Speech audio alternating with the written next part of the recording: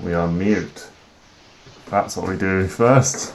Then we're back. It's much better when it's unmuted.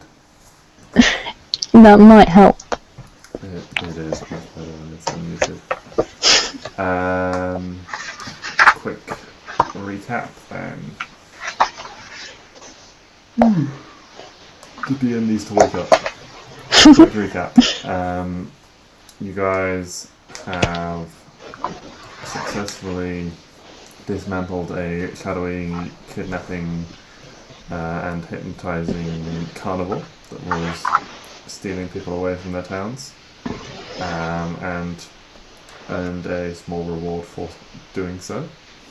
You are once again still in the city of Denderport, on the eastern coast of the mainland, just waiting to, well, having a night. You tried to have a night off, and then it didn't turn into a night off. And the rough plan you guys came up with before you went to bed, went your own separate ways to your own beds, was you wanted to arrange a trip on a boat to head north to the Orc city, Orc settlements in the northeast. Yeah.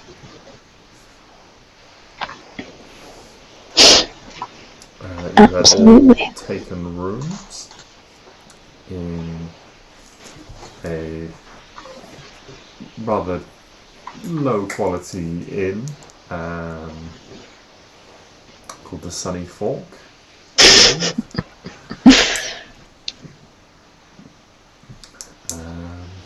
And it is in the tap room, the common room, the main hall, however you'd like to describe it, of this place, where you find yourself and Neo having some breakfast late in the morning. Cool. It is a late morning after your late night the night before,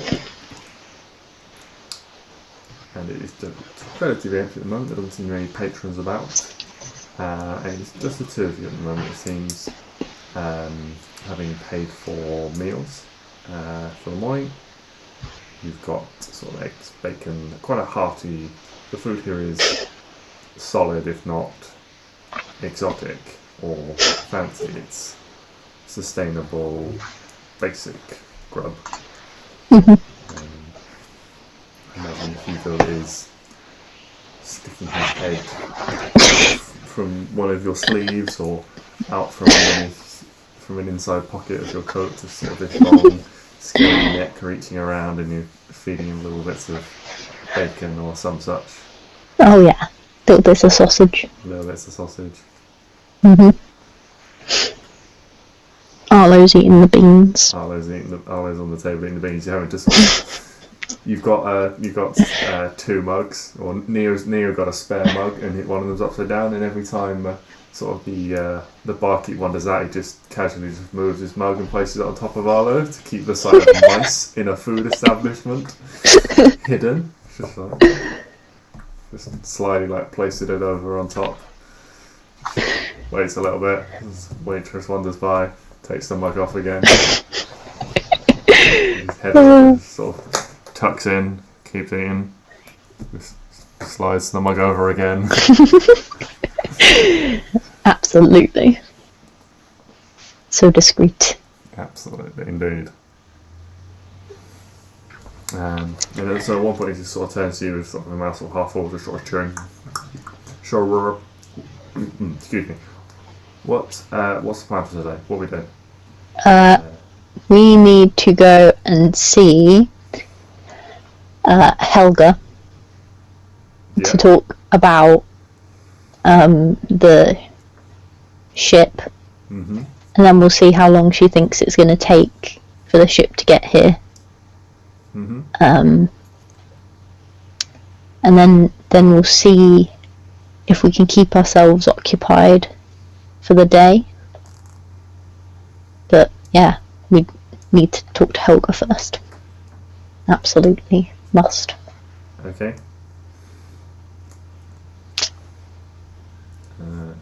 Have you got any ideas of things you'd like to do if we've got time to kill?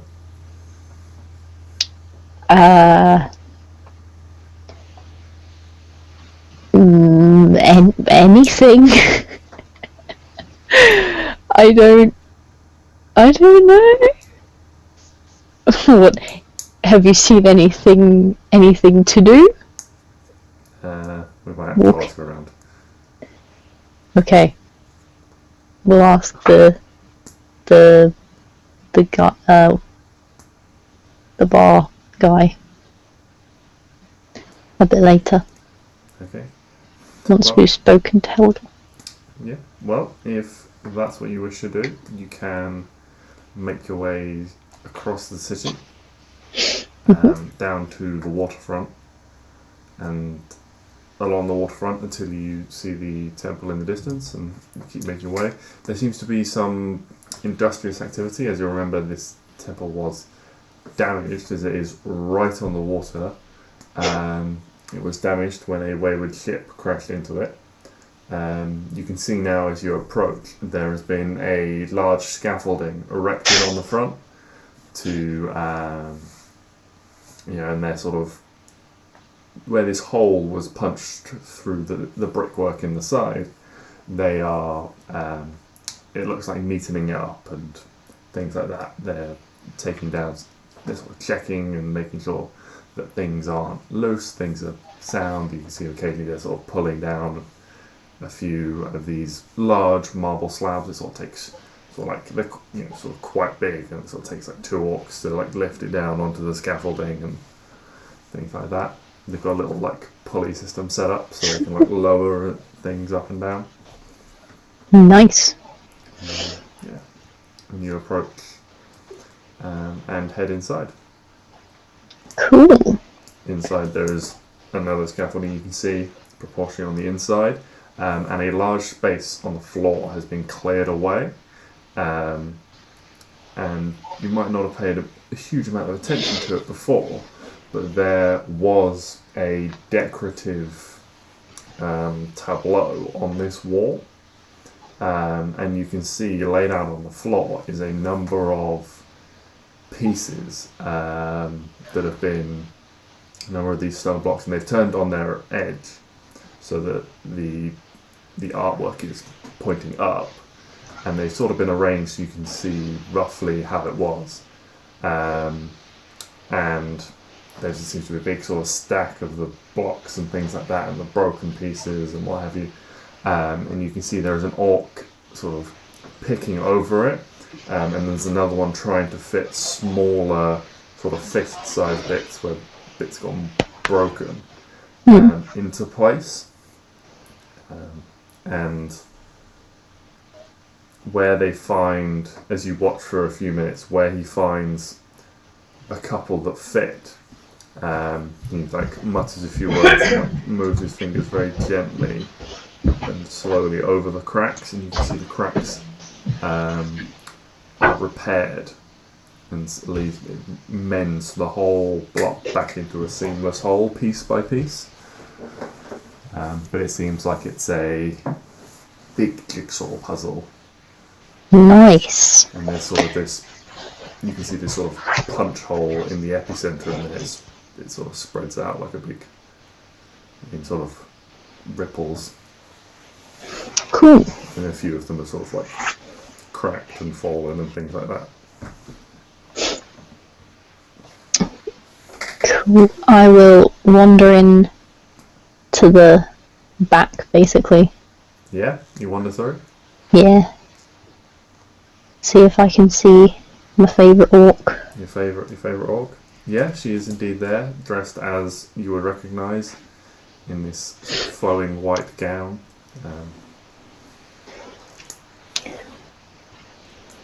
Hello. Is that your greeting? Is that how you greet? Yep. That's Arwen's new greeting, with finger guns. Oh yeah, absolutely. Nice, I like it. And that's how she greets all her friends. Excellent. This morning she woke up and Neo. Nice. I know. She's getting used to this friend thing. I'm used to this friend thing. Okay. Well, she's sort of like talking to another acolyte and turns at the sound of her name and sort of seems to be sort of frowning somewhat, and then like looks up and like smiles when she sees you. Yay! Well, my friends, what can I do for you this morning? Well, we were just wondering if we can ask about the boat that you said we could borrow. You wish to travel? Yes, please. Of course. I will arrange that as soon as possible.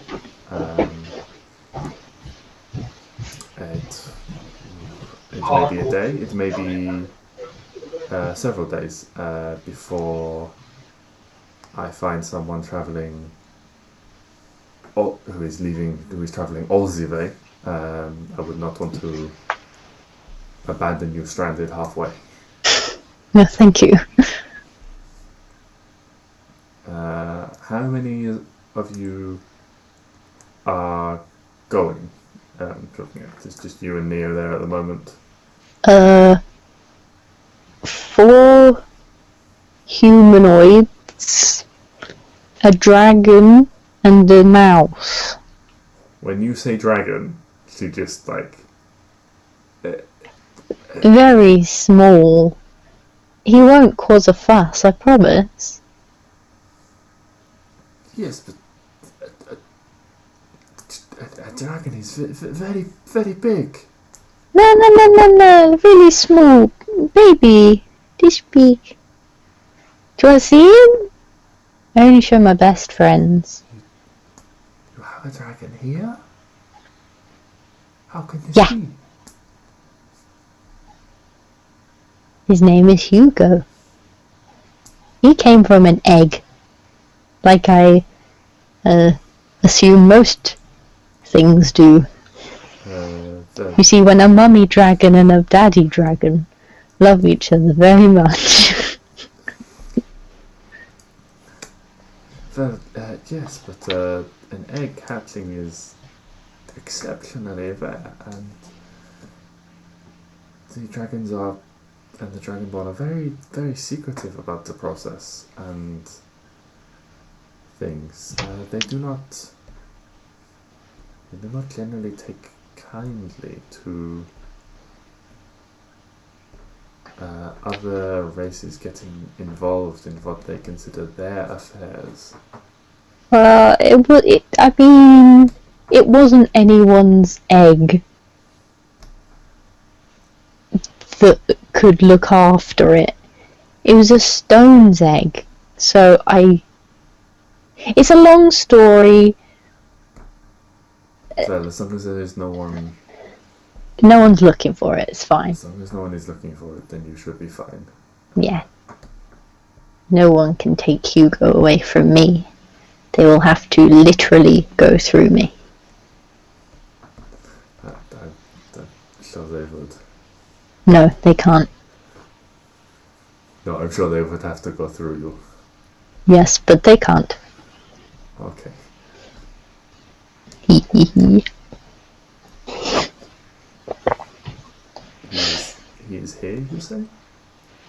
Yeah. Sort of like looks around like... He's like looking for flying dragons or something. Like, Oh, his wings aren't. He's still learning how to fly. He can't get up there yet. He can get about this far off the ground. It's very cute. Maybe this far if you give him a little boost. It's... Yeah. You're gonna take him out or... I mean... Yeah, like when I know no one's kind of looking, just, you know, this is my dragon. Make a perception check for me. Oh no. Oh no! Hell yes! Yeah, you notice that you seem to have caught the attention of this acolyte that she was talking to before, who, although she sort of dismissed, has not quite, it seems, gone off. Oh, that I'm not showing it if that person. I'm not showing Hugo if that person's there. And I can see. Helga seems to catch on to where you're looking, turns around and just sort of clicks the finger and ushers them away, go. And they say, hurry up if you're caught eavesdropping. Okay. Now that no one's looking, Hugo. So you just pull back your coat slightly, yeah. So, like a dealer in a dark alley. Yeah, exactly. His little head pops out. Yeah, and also his little head sticks out and sort of weaves about and sort of reaches in with a finger very, very slowly. And so stroke him on the head. So cute. He sort of initially hisses he pulls the finger back a little bit and then seems to relax and sort of comes down and just scratches him on the top of the head. Aww. And he sort of he looks a little bit grumpy and then he's oh no, this is nice. And moves the hand and then tickles him under the chin. Oh. Very cute. I love it. Very cute indeed. She's well, that shouldn't be a problem. Does he breathe fire yet? No. He's good. That will be better for being on a ship. Yeah, he's fine. He's very little, as you can see. Yes.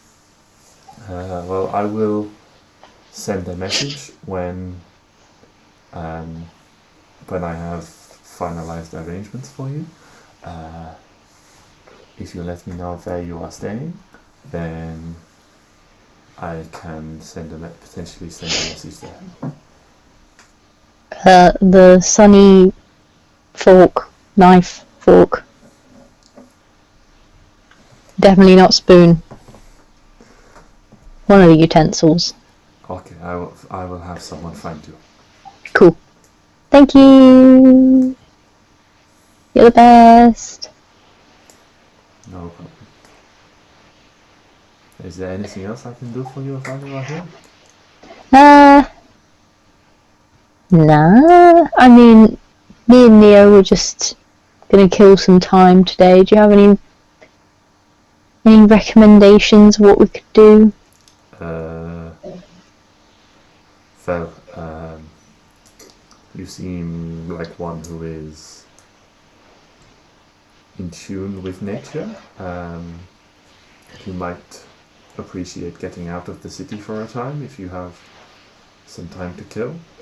I don't know much about what else interests you. You are an accomplished fighter. There is an academy that sits outside the city walls.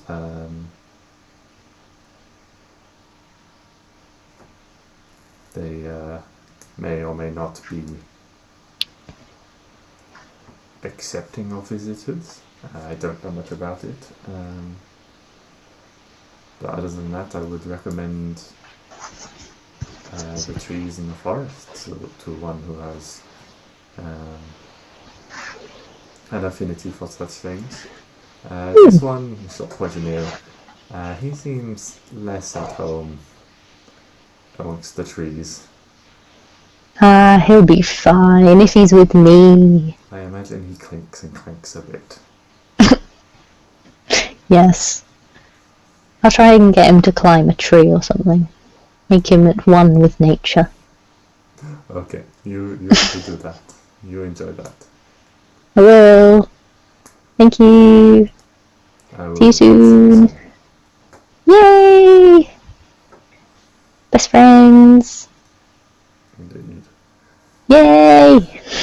The two of you turn to leave, make your way out, sort of dodging around a few workers sort of here and there. Yeah, and as you get outside, the attention you said, so where should we go? What should we do?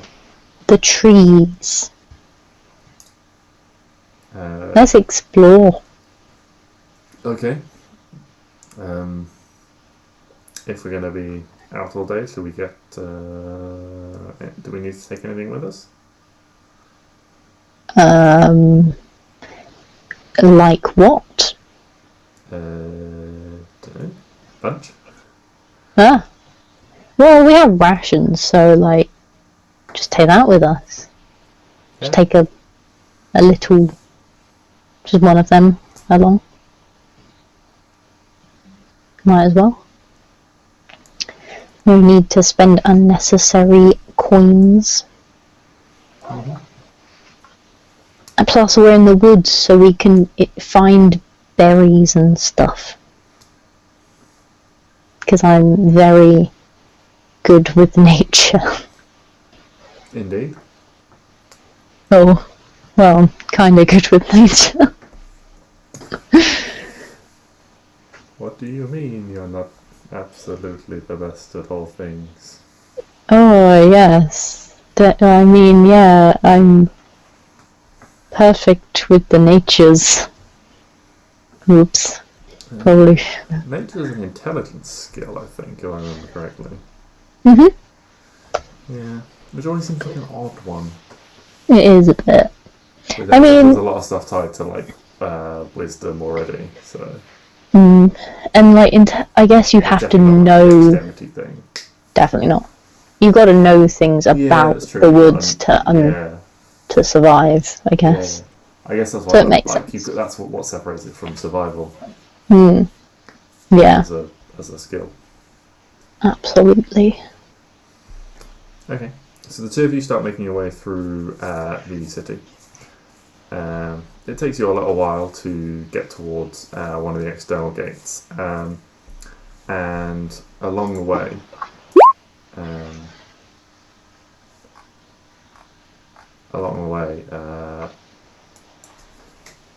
Neo just sort of pulls you. This is two of you sort of walking down the street, sort of pulls you to one side and says, "I'll be back in 1 sec," and he like dips inside a little grocer's. It looks like you can see sort of sausage, like links of sausages like hanging up, and sort of like fresh bread in the window and stuff like that. And he comes back sort of about 5 minutes later with a little, and he's like tucking like a little like brown paper like wrapped package like inside a little cloth sack he's got. And he just sort of like slings that like under one arm and like, okay, let's go. Oh, you got lunch for the road? Yeah. Not confident in my berry picking skills? Well, no, that'll be fine. I just brought some bread and tea. I mean, if you can find bread in the wild, then I can absolutely find bread. They grow on bread trees. I think you're making Everyone knows that. No. I would never. Don't know what you're talking about. I don't think I may not remember everything, but I don't think bread trees exist. They do? No, I don't think they do. No, really? Yep. I think you're trying to help me on. Nope. Okay. Definitely a thing? Yeah. Okay. Maybe you'll find one of the mystical bread trees. Absolutely, yep. I'll be on the lookout. Yeah. No, cheese grows under the ground. Right. It's like a carrot. Right. Gotta pull it out the ground. How does he get into those wheel shapes then? The mice underground, they, you know, they dig their tunnels around it. Yeah, they do. Carved into shape by underground mice. Yep. That's why mice like cheese so much. I see. Yep. See? The more you learn, the more you know. Sure, the more you learn. I was taught by very clever people.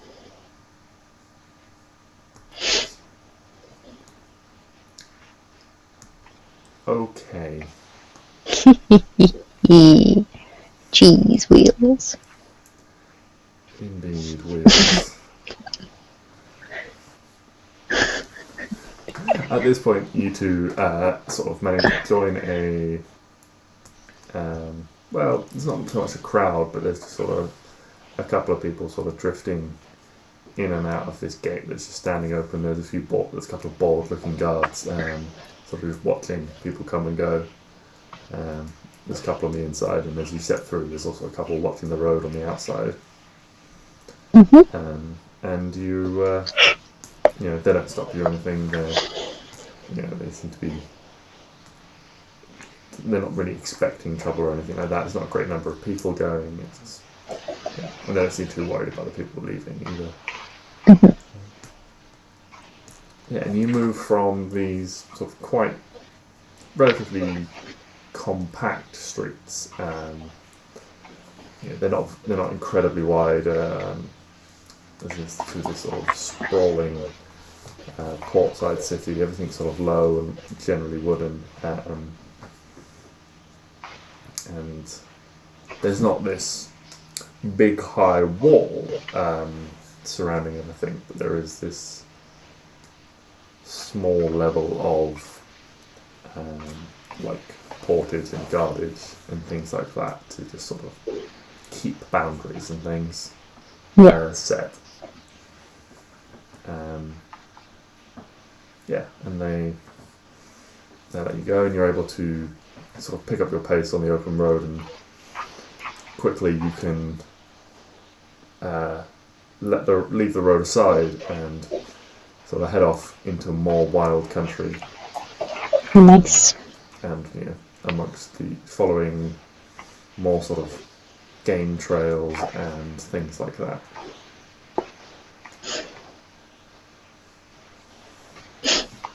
Cool. And get out amongst the nature. Yay! And as you do so, you feel more of you feel this like relaxed feeling come over you. You're a ranger and a druid, and animals and nature and things like that are your bread and butter, your home. Really, you're self-described as quite a solitary person, but Arwen is learning to like company a little more, I think.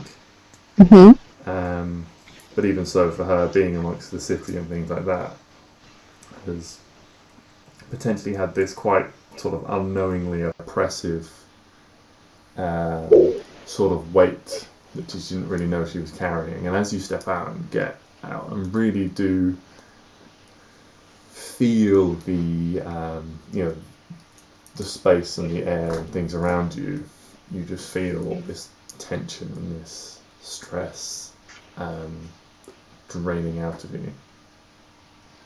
Nice. You go climb sort of like out of the inside pocket of your coat, and he like digs his claws in, and climbs like up over your chest and wraps himself around your neck, sort of sitting across your shoulders.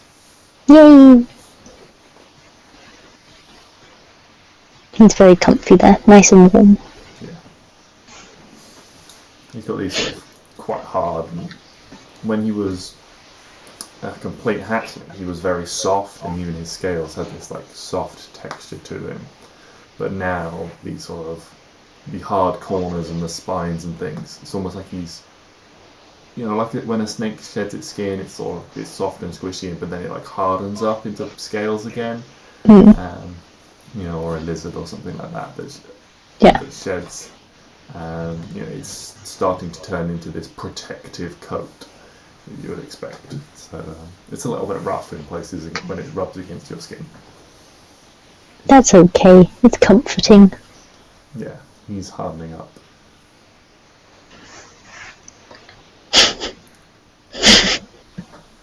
Yeah, you are amongst nature. Arwen skips through the forest. Arwen skips. Roll to skip gaily through the forest. What do I roll for that? Performance? Yes, roll to skip gaily. So is it? How would you like to? Is there anything particularly you want to say or do with me? The second I find a big climbable tree, I'm going to turn to Neo and go, up you go. Okay, well, roll investigation then. Investigation. That's it, okay. So it doesn't take you too long. The sun has well risen now. It's quite warm. Walking along with sort of various packs and things like that. You've still got your bow and stuff with you, and your quiver slung over your shoulder. Neo's there. Doesn't really change out his armour much and things like that. But yeah, you're able to sort of confidently spy a tree and then sort of cut into the woods and wiggle your way through and find this big, quite majestic oak that sticks up a good sort of 15, 20 feet above the rest of the trees around it at the moment. They're sort of smaller, and as you get closer, you see it's got these big, broad limbs spread out, and there's sort of a clear space underneath its canopy. Nice. It's just me slumping into my own desk. Right, Neo. You ever climbed a tree before that you don't remember? Correct, I do not. We'll soon find out. It's like riding a bike. If you've done it before, you'll be fine. What's a bike? Dunno. Not sure. Up we go.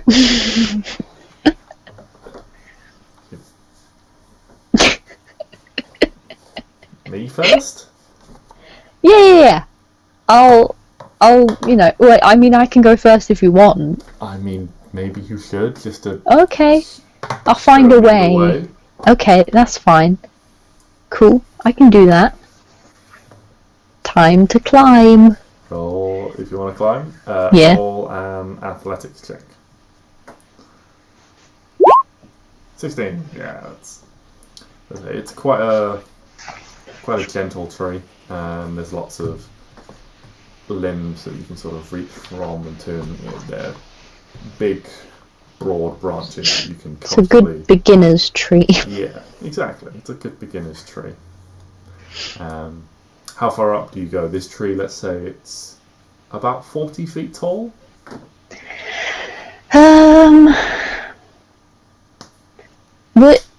From what point can I kind of see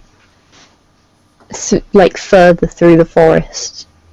Like if I go halfway up, yeah, can I see things? Yeah, so everything sort of tops out around 20-25 feet. So okay, I'm going to go... You've got like 10, 15, like 15 feet at the top of this tree.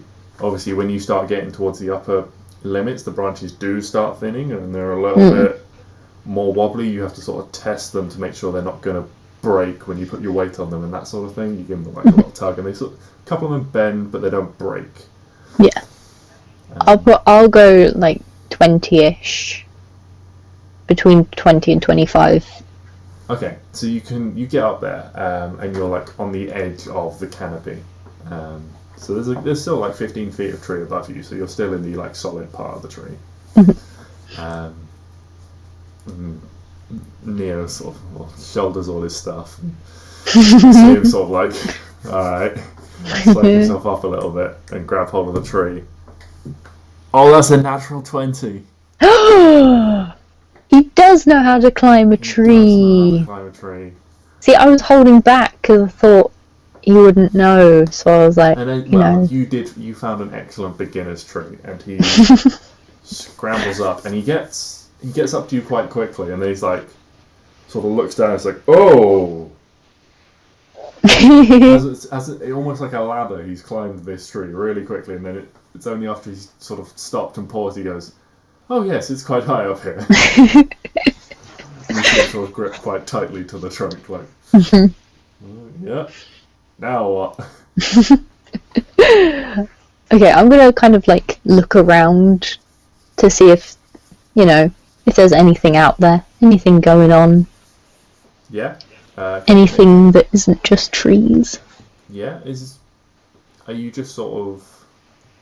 Are you like determinedly looking and studying the landscape, or are you just sort of like sticking your head up and like? No, I want to kind of. What catches your eye? I want to look. I want to Okay. study the landscape really. Okay. Roll And investigation again. Oh bloody hell! 6.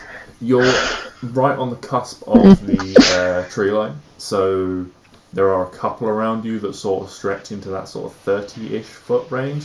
So they're sort of obscuring you in a couple of places, so you're not quite at that point really above everything. So there's not a lot you can see. You can see, you can orientate yourself, and you can see the city, and you can see the water off to one side. The sun rising, way overhead. Comfortably in the middle of the day. It's quite warm, and there's this, gentle sea breeze keeping the temperature down as you poke out from the canopy. But you're not quite up there to be able to see around you very far. If I climb a tiny bit higher, can I make another check? Yeah. So if you make a check to climb, make another athletics check to climb a bit higher. Oh god, over here.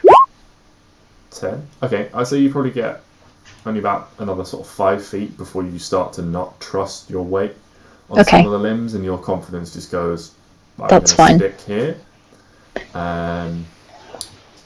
Yeah, because you're only sort of another 5 feet up, just make another straight investigation check. Oh my god. I'm too scared to look around. Oh, okay. Yeah, well. You sort of get up, and as you get up, Arlo runs out of your pocket and runs down your arm that's gripping one of these branches, and runs down down a branch and round.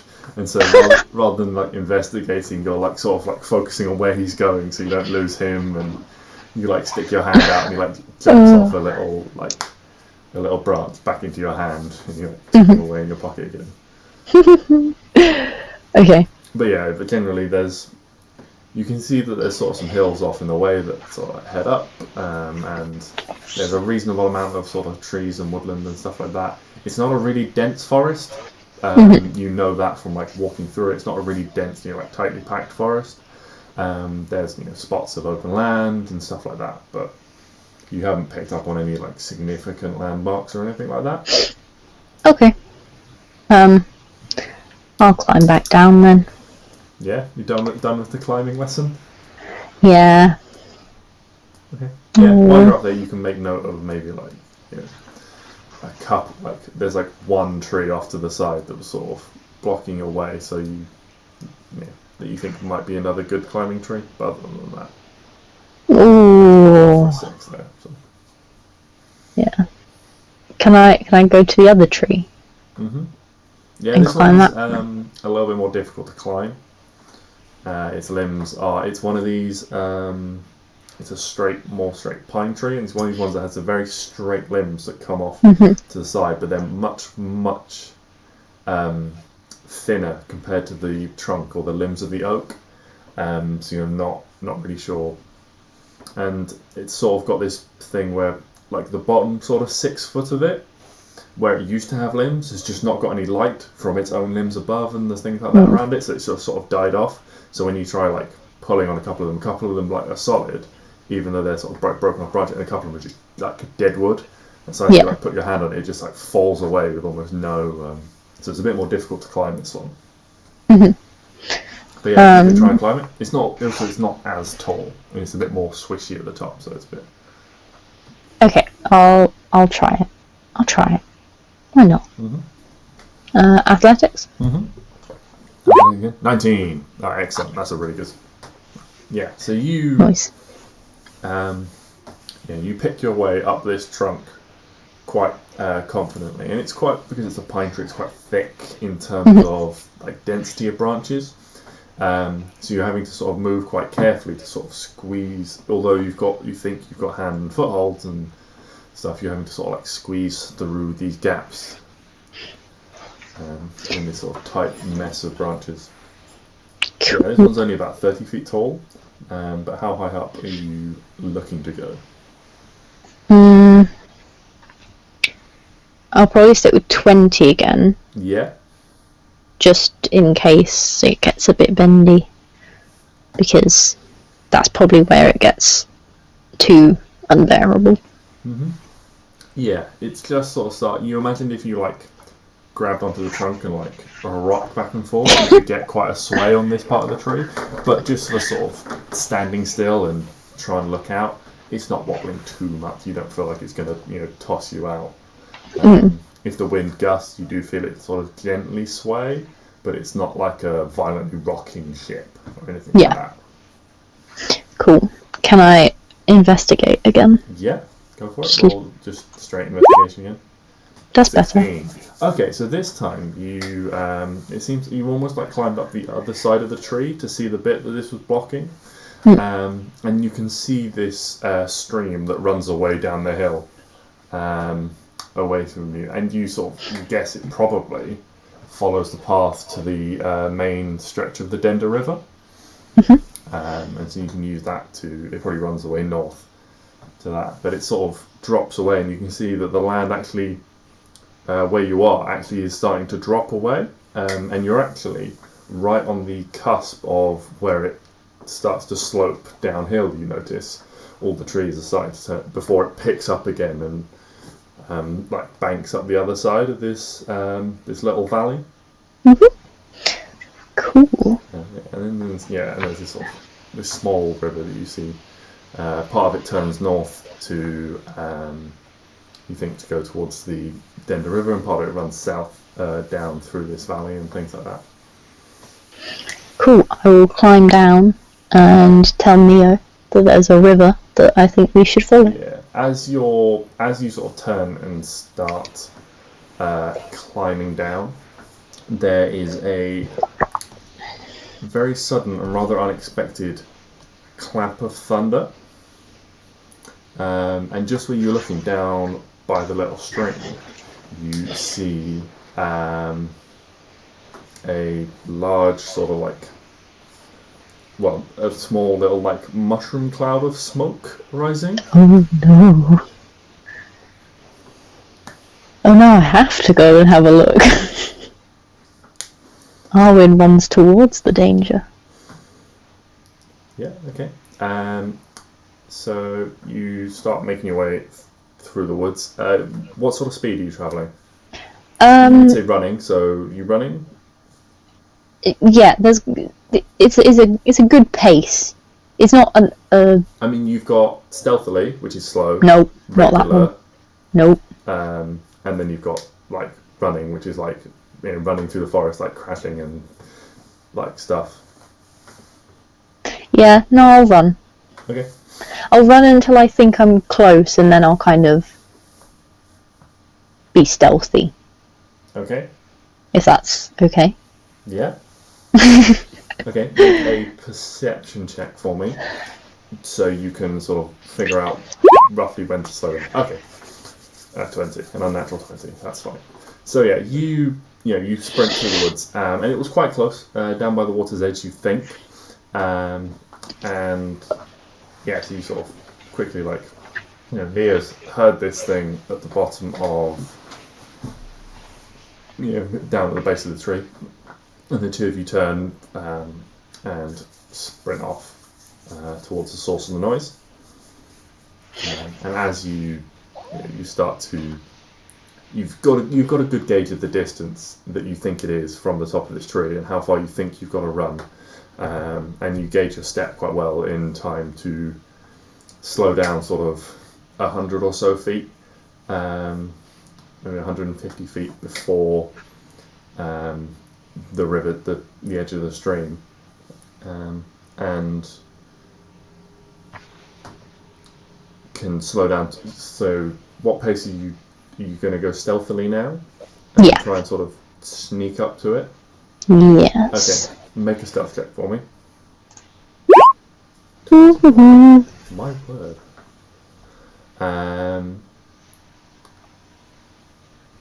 Yes. So you very successfully manage to slow down. You pick your way through using the little cover of the trees and bushes and things that have thinned out more as you've approached the water's edge.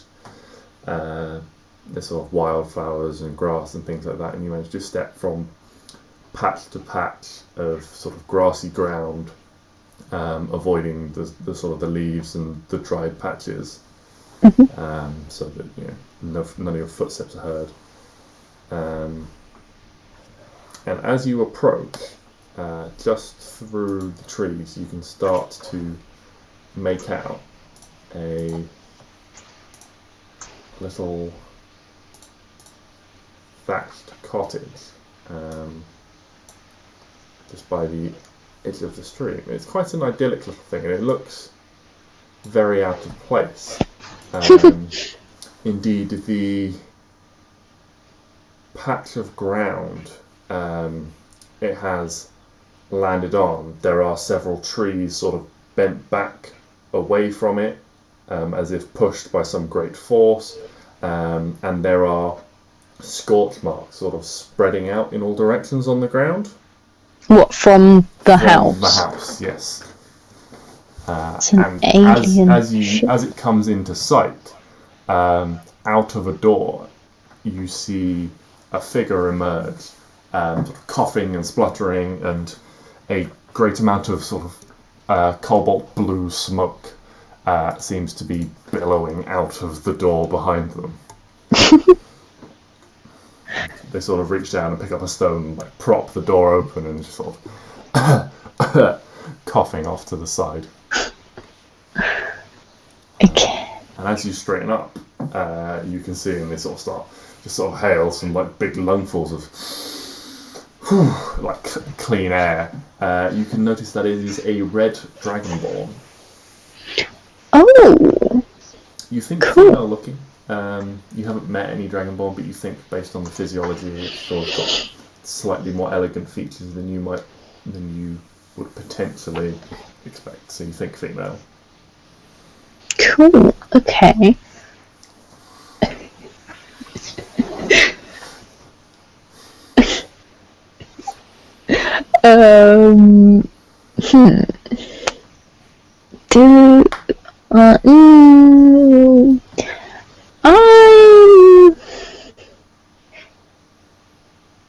Okay, I'm gonna make sure Hugo's back in my pocket for a minute. Okay. Just, because. Yeah. And then I'm just gonna walk slowly, not stealthily, just nice and slowly over to the dragonborn. Just, yeah. Yeah. So you head up, you break from the tree line and start walking towards her. She's in fact on the opposite side of this little stream, but it wouldn't be difficult for you to just sort of splash through it or jump over it. It's not very wide or deep. And as you do so, the sort of the jostling of the jump or the splashing of the water or something like that, at that point, she sort of straightens up and turns around like, well, hello there. Yes, perhaps you could help me.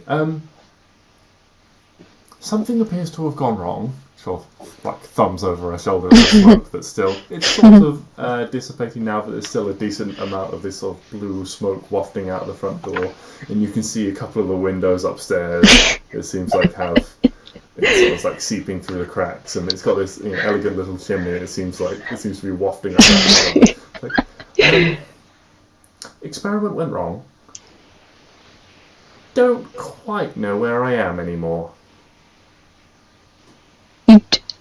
You don't know where you are? Where were you before? Well, I mean, it doesn't really matter as I'm not there anymore, but not here. Yeah, but where were you before? Oh, somewhere up. Well, I was going to say somewhere far away, but it could be just round the corner.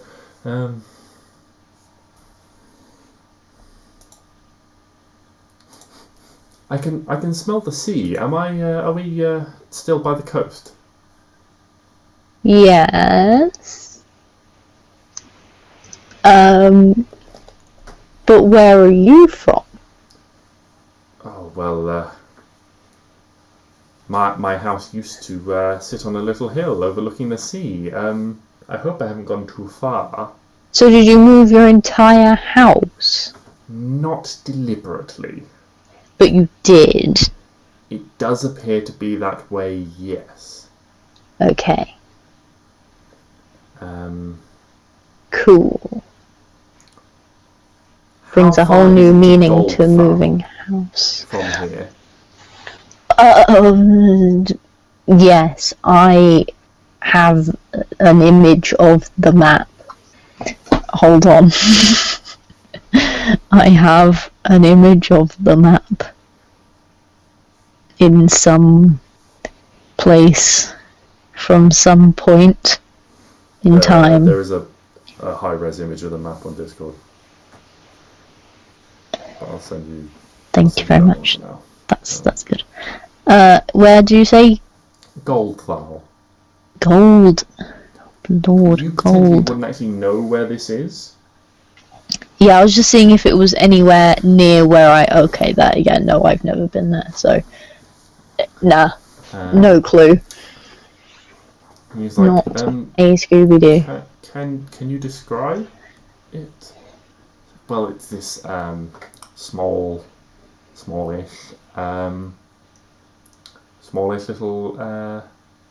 little city. I used to have a place overlooking the sea on the outskirts. Well, I still have a place. Yes, but it was. Sits at the end of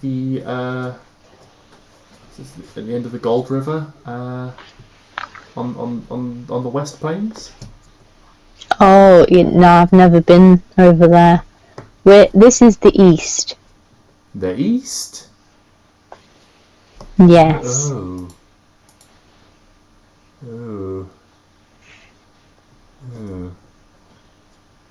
I see. Did you say the dragon was red? Yes. Okay. Okay. Yeah, Dragon Ball. Okay, that's fine. Where exactly in the east? Just outside Denderport. Don't know if you know. Oh, very east then. Oh yeah, we're east. Oh, way east. Yeah, no, this is the east. Yeah, you're a little bit far from home. Poppycock. Language. Well, nothing for it but to see if I can get it wrong again and fix things.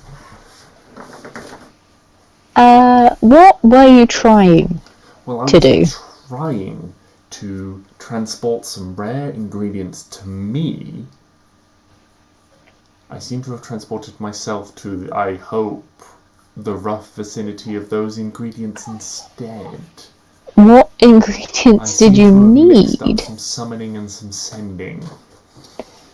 Yes, it does appear that way. Well, the thing I was after was the tail hairs of a nightmare. Well, you're in luck. I'm an absolute nightmare. People have told me that a lot. Be that as it may, my dear, you're not a flaming horse. I thought you were going to say flaming horse. No, I am not. That's a real different quest vibe there. Arwen transforms. Anyway, yes, no, I am not a horse. No. Yes, a nightmare is a spectral black horse with a flaming mane and tail and hooves. Arwen wants one. She wants one right now. Where will we find this? I don't know. Well, where were you trying to summon it from? Well, wherever it was. Didn't really have a location in mind. They're very difficult to find, you see, so... Oh, so it could be somewhere around here then? It could be, yes. I mean, that's the hope. Touch wood, all that. Pinch of salt over the shoulder, what have you. Hopefully, I'm in the vague vicinity. And I've only cocked up summoning and sending and not something else entirely. Okay. So you just need its hair? Yes. I think just the hair will do. I'd rather not have to kill it. It's the old messy.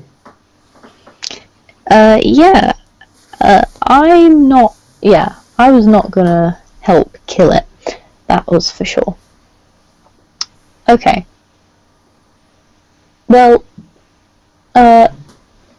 Neo, do you mind if we help find this fire horse? No? Sounds alright. Yeah! I'm gonna see a fire horse! Seems a bit, Sure, yeah. Everything will be fine. It's a cool day out! Fire horse. Fire horse. Who are you? Oh, yes, sorry, introductions. I'm Matilda. Oh, yeah, names. Matilda.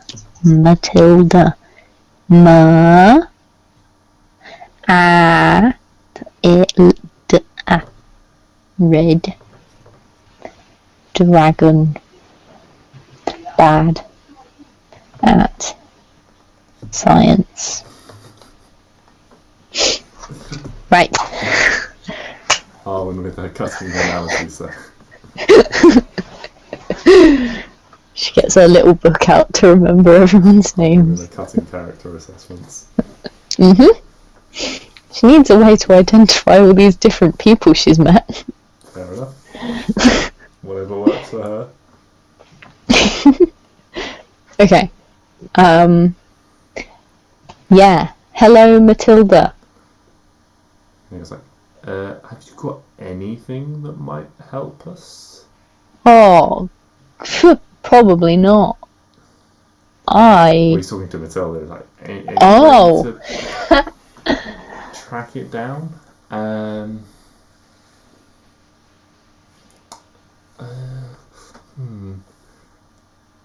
Well, why don't you come inside and have a look? Let's see what we can drag up. So the blue gases. Oh, it's fine. It's nearly vented now. It'll be all right. As you can see, most of it has.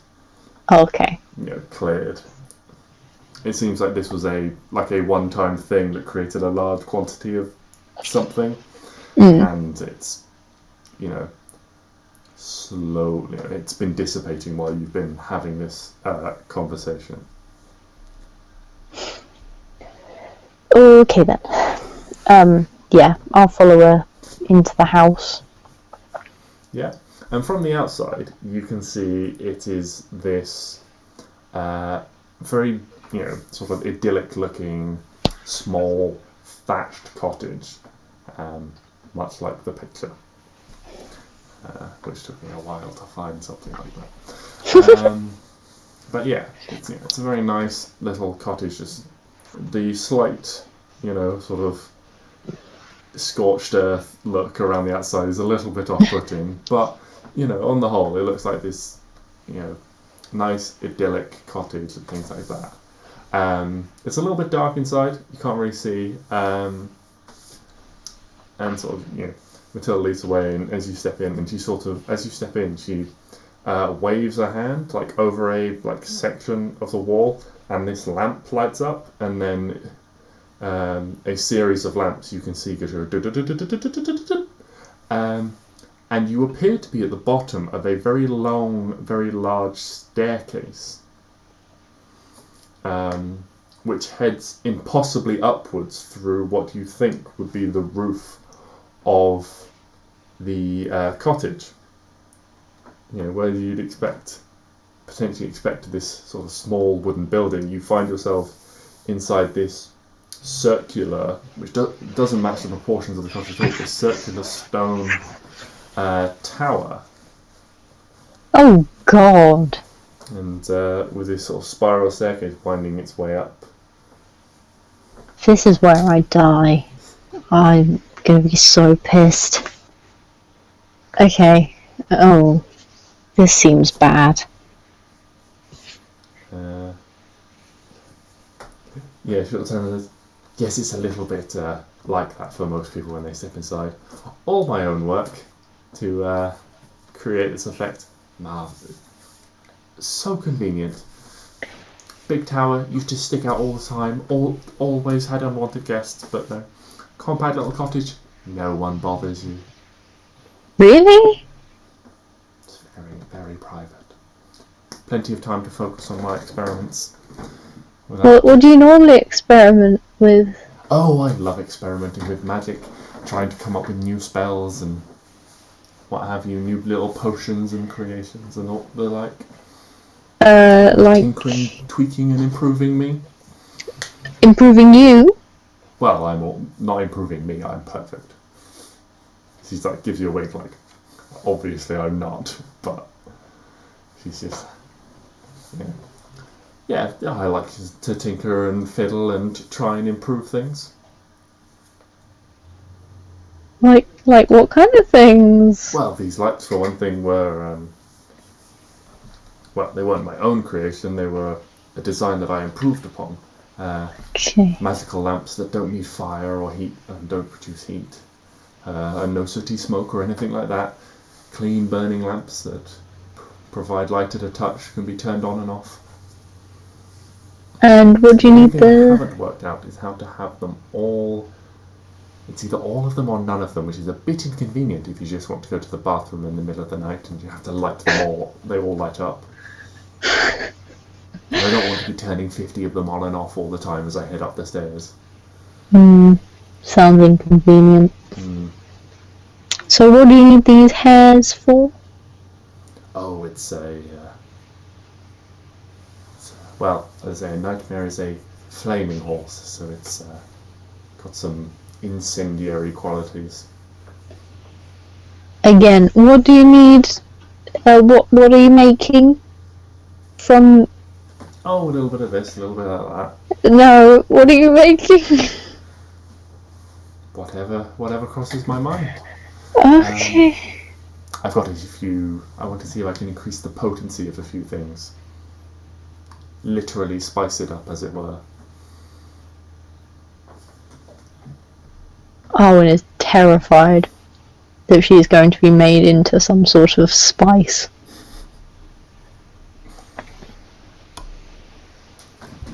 Yeah, so she'll sort of turn around and step onto like a stone platform in the middle of the room. It's like, well, come on, up you come. Neo, you can go first. Neo just quite happily is just like, okay, crazy, whatever. Just steps on the platform. Okay.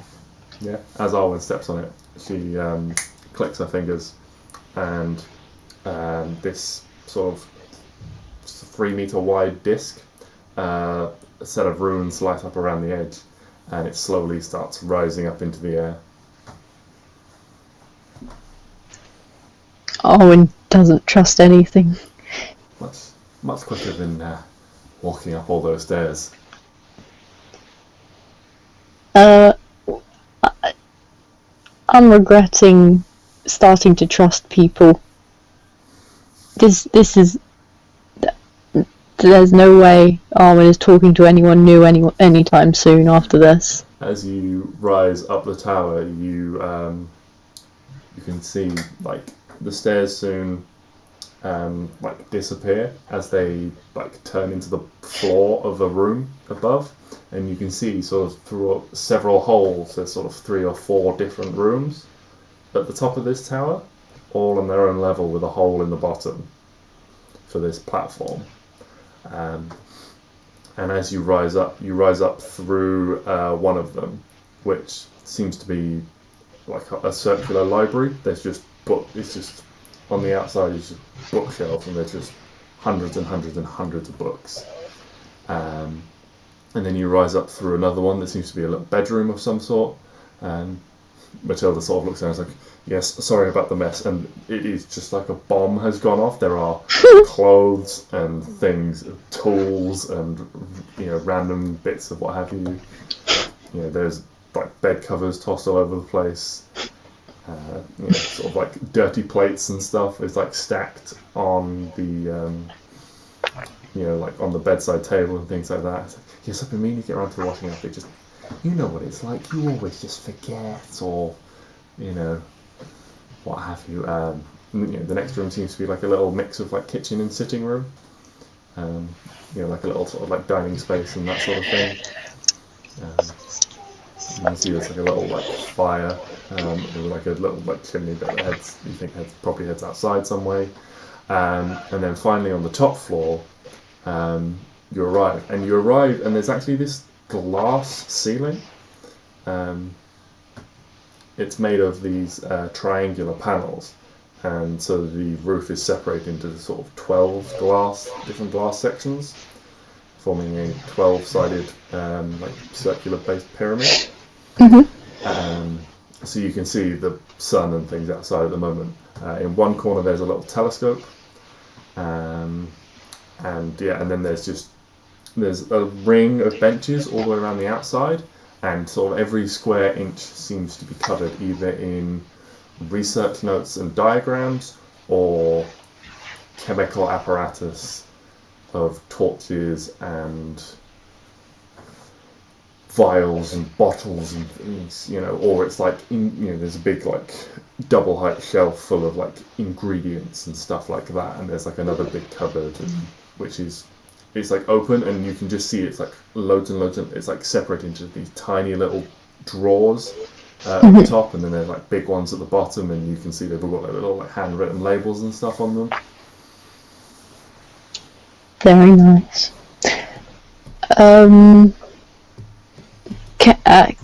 Can I like walk around the room a bit? Yeah. She's not gonna. As you go to sort of like step on the platform, it's like, oh, just one sec. Wait for it to settle, and like as it gets in, it like gets in and like turns, like you hear like stone grinding, and it sort of locks in place. You think, and make a perception check for me.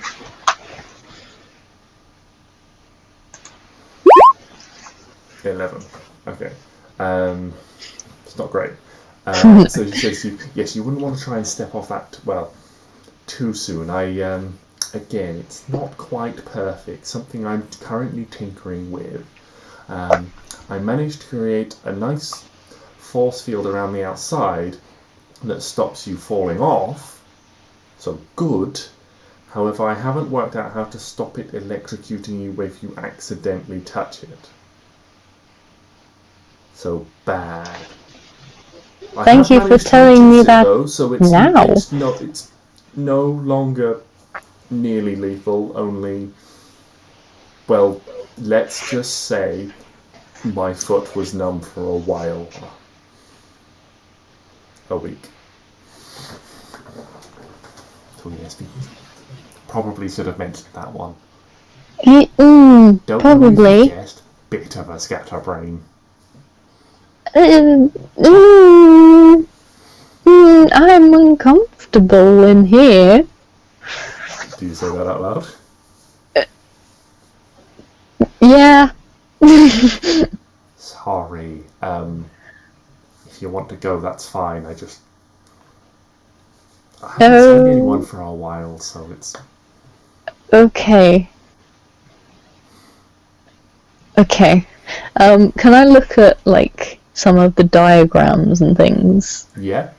That she's got going on around. Make an Arcana check for me. 17. Nice. Okay, so, they all seem to be to do with the nature of various spells. And you can sort of... What she seems to be trying to do is to generally take spells and either slightly change their function to improve upon them, or give them additional functions and things like that. So you can see she's got... one of the things she's got is she's got a... it seems to be like the main project at the moment, is a combination of locate creature, some sort of custom amplification process, and a methodology of what was it? Like locate creature and some sort of... She seems to have tried to reverse a sending spell, so you can... It's got like sending and stuff, and you can see like how she's like translated the original.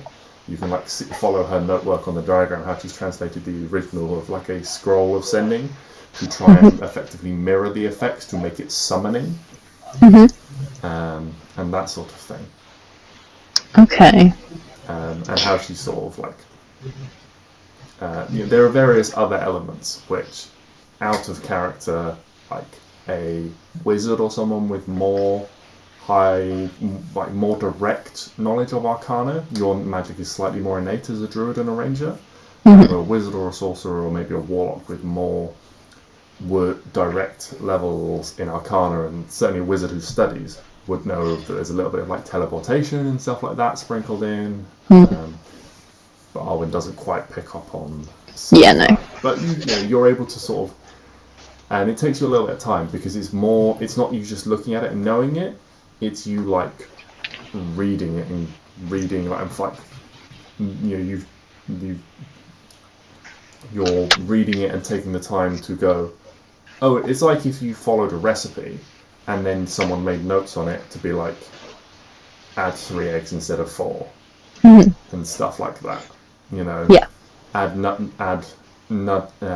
nutmeg instead of cinnamon, to those sorts of things. And so you're able to like follow her note work and see what she's done. But looking at it, you also don't think you could recommend any suggestions that would be anything other than pure guesswork. Yeah, that's fine. Cool. I just wanted to see if it looked sinister. No, everything you like look at looks...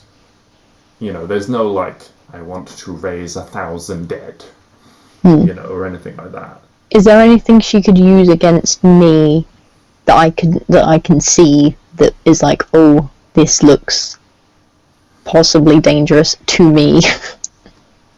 Make an investigation check, and it won't be like massively high. No, you don't see anything to to indicate that she's got sinister, nefarious plans. Okay, cool. Sort of stuff immediately on display. If you want to investigate her, you can also like sort of roll insight against her if you wish. That's another thing you can always do that for like people you meet. You can try and insight check what they say or what they do and stuff to gauge if they're trying to be elusive. I mean, it's kind of a double-edged sword though, insight checking someone, because it's like, well, if you roll shit, then it's like you don't pick up on any lies, but then it's like they could just be telling the truth anyway. Hmm. So someone seems genuine. It doesn't really help. I think But yeah. I'm already suspicious, so there's no point in doing an insight. I'm wary of Fair enough. stuff. So yeah. That's cool. Yeah. So Matilda, anything in here that's gonna help us find your fire horse? Well, as you can see, this is what I was trying to use to bring it to me. Obviously, didn't go well. Yeah. Sort of like gestures around. So looks, I was like, oh, that's going to be a real pain to clean. It's like looking up at the glass, and there's like sort of like blue sooty stains on some of the panels, and you're like, oh no. You can see she's actually quite short as well. Like, Dragonborn are generally quite tall, and Arwen's reasonably tall, but she's probably only sort of like, she's a few inches shorter than you, so she's not like a, massively tall. She's like,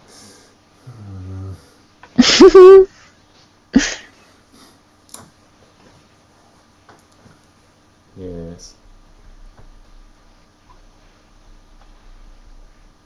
Anyway, that's not your problem.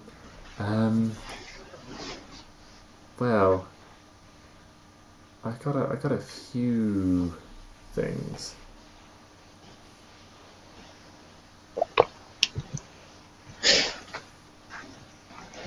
Cool. That's helpful.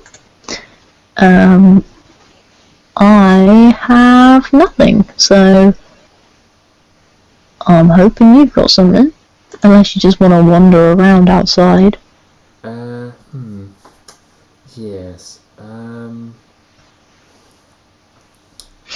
Have you ever... Well, you see, this is what I was working from, which was a locate creature spell.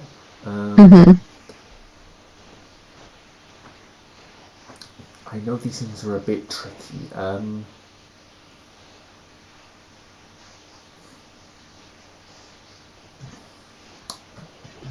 Neo sort of wonders, he's sort of wondering, like, is that what it says?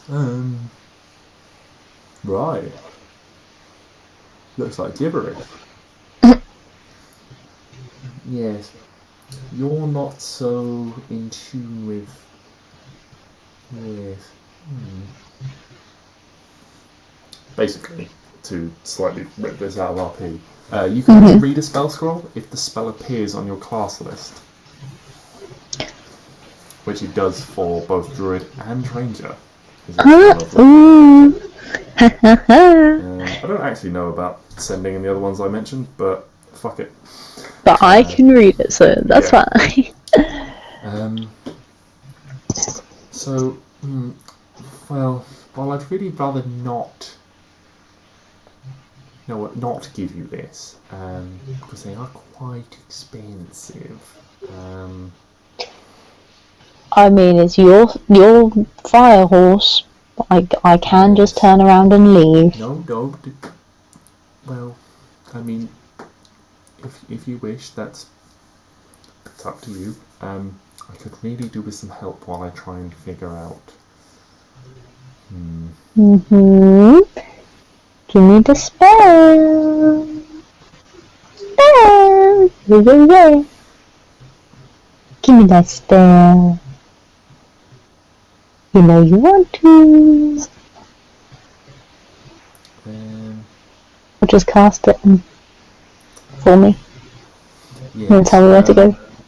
Well, there's a few options. You can... I don't know if I can reverse the effects to try and send myself home, as it were, without this.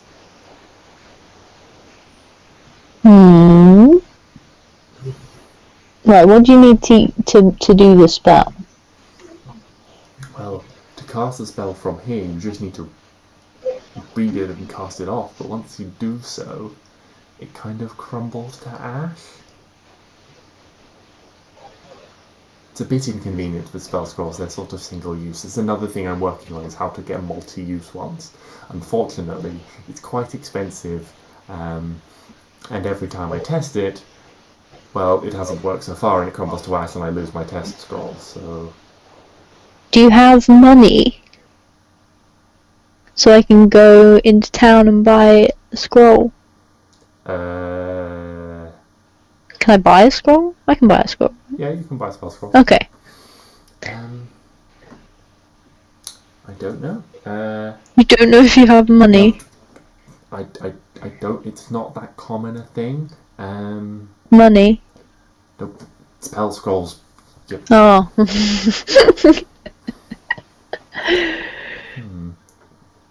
Yes, it's not that common.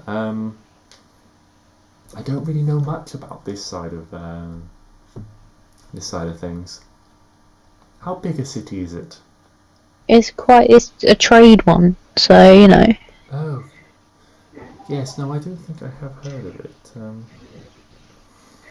It's probably got the weird and the wonderful, so... Yes. If it's odd, they'll probably have it.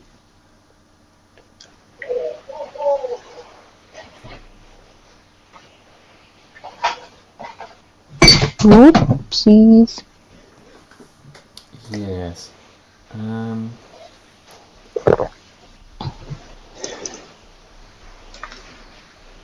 tell you what. If I do this, you can cast this, and I will go and find a replacement while you are looking for my nightmare. Okay. It's literally a nightmare. Anyway.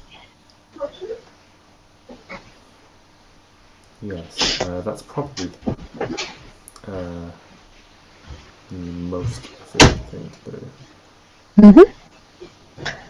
I can do that. We can do that. Can we do this outside, or does it have to be in? Yes, well,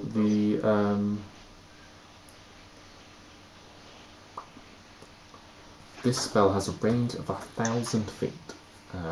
Hopefully, it's within that range.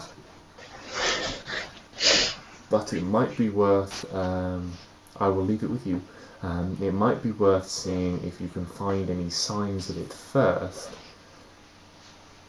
just in case, so I don't waste very expensive spell scroll.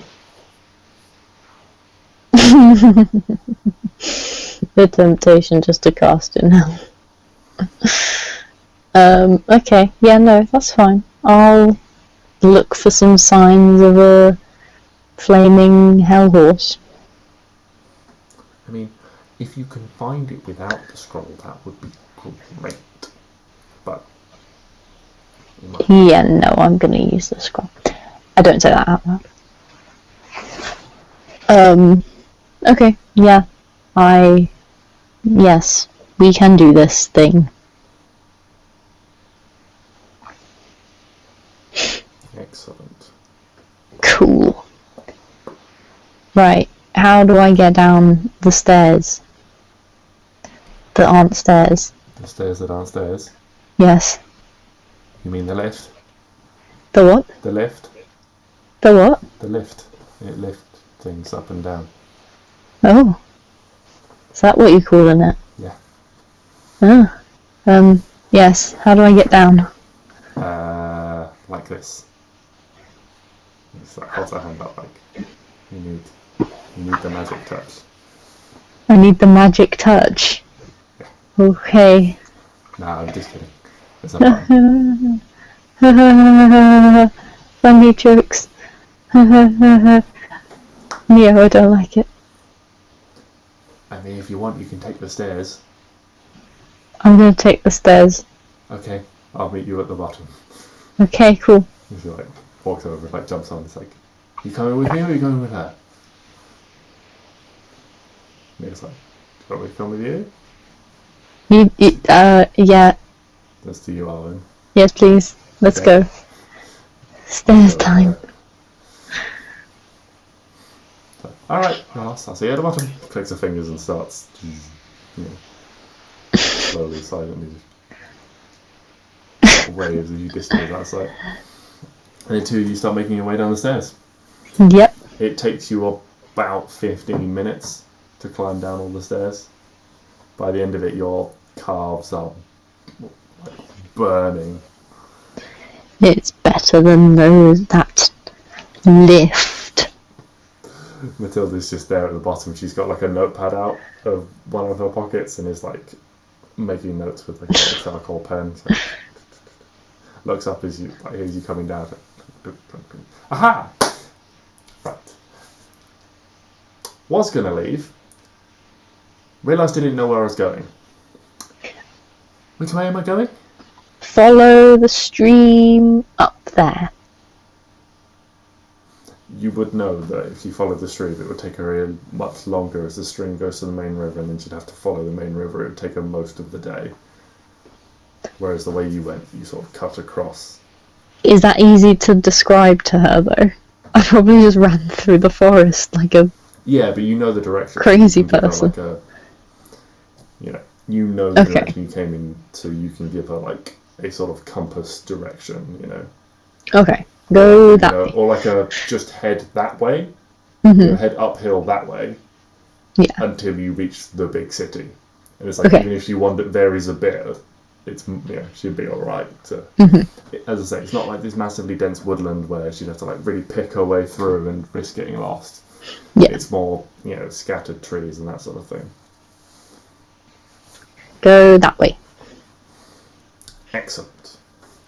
I will see you later. What? I never asked your names, by the way. Yes, you didn't. Who are you? I'm Arwen. Nice to meet you, Arwen. Yeah. It's always a pleasure to meet me. I like you. So Neo just holds out hand. Yeah. Oh, how fun. You've seen my bedroom already.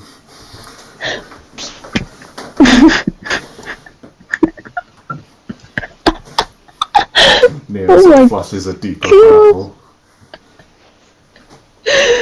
Right, I'll be back. And if I'm not, you can have my tower. Oh, is that a promise? Sure. I mean, if I'm not back, I can't stop you. I will warn you, there are a few things that aren't entirely safe. But hey, you'll figure it out, or you won't. Okay, I'm staying away from that.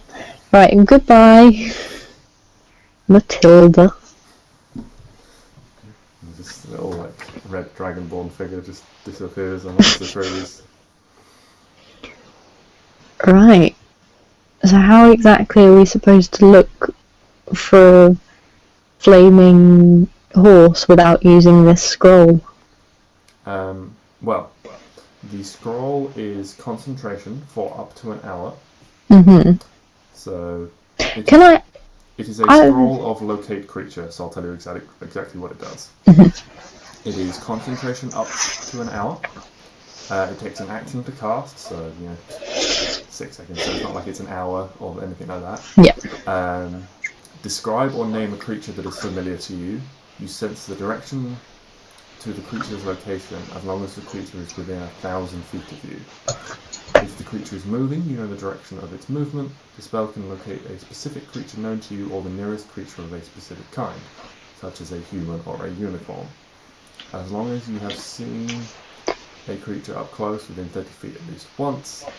If the creature you describe or name is in a different form, such as being under the effect of a polemarch spell, this spell doesn't locate the creature. The spell can't locate the creature if running water at least 10 feet wide blocks the direct path between you and the creature. I am going to hand wave the you have to have seen it up close bit. Oh, okay. I was gonna For try and... the purpose of this. I was gonna be like, oh, Neo's past, he has seen it but didn't remember that he's seen it, and it's deep in his psyche. Oh no, you can cut. Fuck, I can't read. It says Paladin. Right there in the class list. Neo can cast it because it's way off in his memory. Either of you can cast this spell. Okay. The only thing is... Yeah, well, either of you can cast a spell. It's off this spell scroll. It lasts for an hour. Mm-hmm. And so it's up to you. To locate this creature is going to be a skill challenge. So you need 3 successes to beat the skill challenge. Mm-hmm. So basically it's a best of 5 situation. Nice. You can use any skill you want, but you can only use that skill once, and you have to justify why it's worth being used. For example, you could say, I want to use my acrobatics skill, and then you have to justify why using acrobatics has even a chance of succeeding.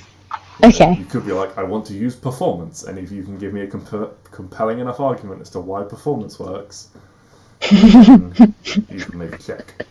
I make a horse noise and draw the horse towards me. Yes.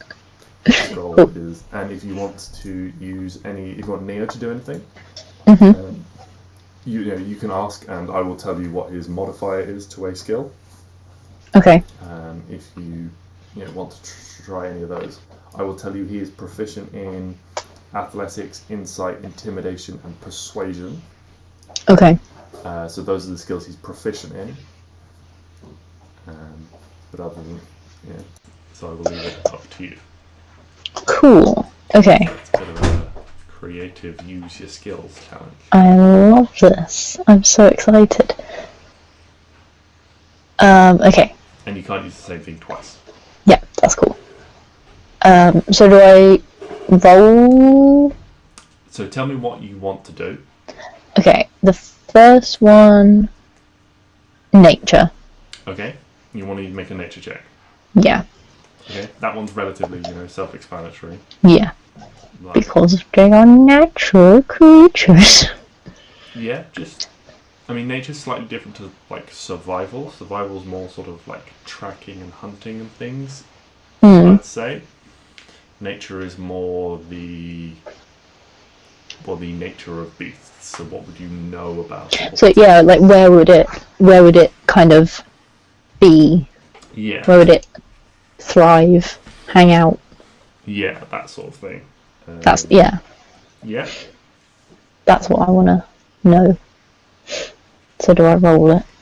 Yeah, so roll nature for me. Oh dear lord. Well, that's definitely a fail. I wonder why. It's so perfect. So you haven't heard or seen of this thing before. So you don't really know anything about it. Simple as that. So you don't. From the way it was described to you, it sounds supernatural in some way. But yeah, so you don't really know anything about its habits or potential actions based on what you've been told. Do I get... How many goes do I get? It's 3 successes you need. So I can do it I can do the whole list of skills if I have to. Like a 3 success, 3 failure, whatever you get first. Oh, okay. So I get 6 goes. 5. I get 5 goes. Yes. Okay. Yeah. If you got to 2 successes and 2 failures, it would only be 1 more, and then one of them would be. Yes, you're right. I don't know why I thought. Yeah, in a row. That's what I need. Okay, I will go with survival this time because you know. Oh dear God.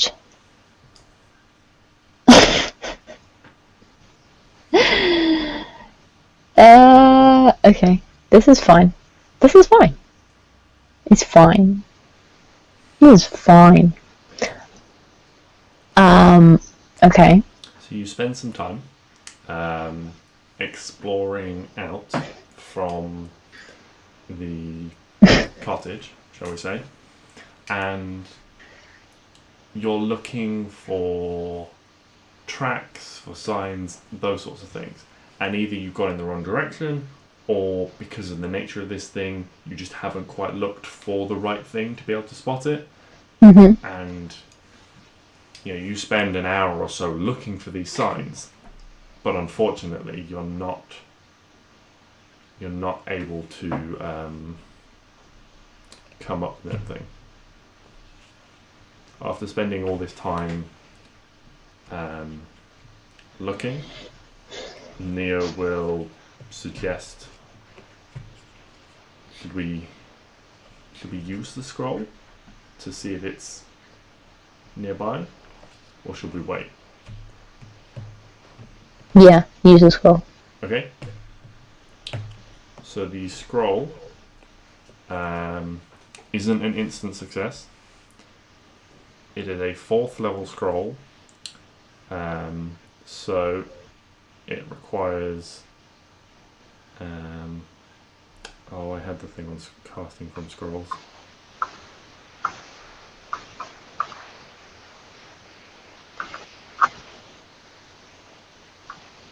Yes, because it's a 4th level spell, you need to make an ability check, a spellcasting ability check, to deter. So that's a wisdom for you, a wisdom check. The DC is 10 plus the spell's level, so the DC is 14. So you need to beat 14 on a wisdom check to cast it from the spell scroll. 14. Okay, you successfully cast the spell. Oh, thank God. Upon doing so, the paper that the scroll, the words on the scroll just start to flake, dried ink, like a dry oil or something like that. They flake off the surface, and the paper just deteriorates and just crumbles, a very, very it almost dries out exceptionally fast, a very dry papyrus or something like that. And between your fingers, it just crumbles to dust, sort of just floats away. But you do successfully cast Locate Creature, and the nightmare does seem to be within 1,000 feet of you. Cool. And you can almost see on the floor this golden line stretching out. It's quite faint, but there's this sort of golden line on the floor, and it leads you off in a direction which you're able to follow. Yes, I follow. Okay. It lasts for an hour. What speed are you trying to travel at? Can I run for a while? Okay. When I get closer, can I investigate this magic to see if when I get closer to it the line thickens or anything? So that, Yeah. because you said it was quite faint. Yes. So it's a distinct line that's easy to see, but it's not this burning bright light on the ground. It's just sort of this thin, golden beam that you can follow. If you're running, make an athletics check to just avoid stacking it through the woods. Okay. So you run, and it's you're running. The spell lasts an hour, so I mean, do you want to run for the entire time? No. A little bit. Okay. I'll run for the first, just 5 minutes. Okay. At least. There's no noticeable change in the thickness or the intensity of the line. Okay. But you do Cool. you run for a few minutes and follow it quite quickly. Yeah, and you just follow this thing for an hour. You can sort of periodically like speed up for a bit, catch your breath, speed up for a bit, catch your breath, and things like Just that. try and catch up a little bit. Yeah, you sort of get the sense that this thing is moving.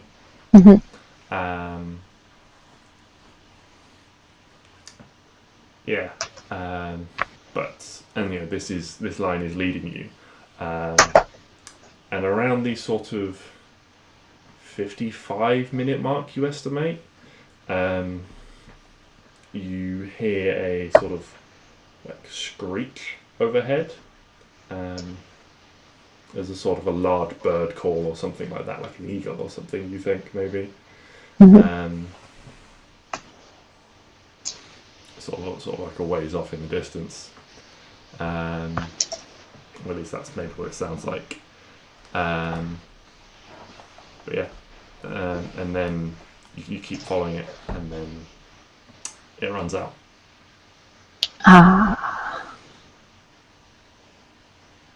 That's annoying. Okay. Damn it.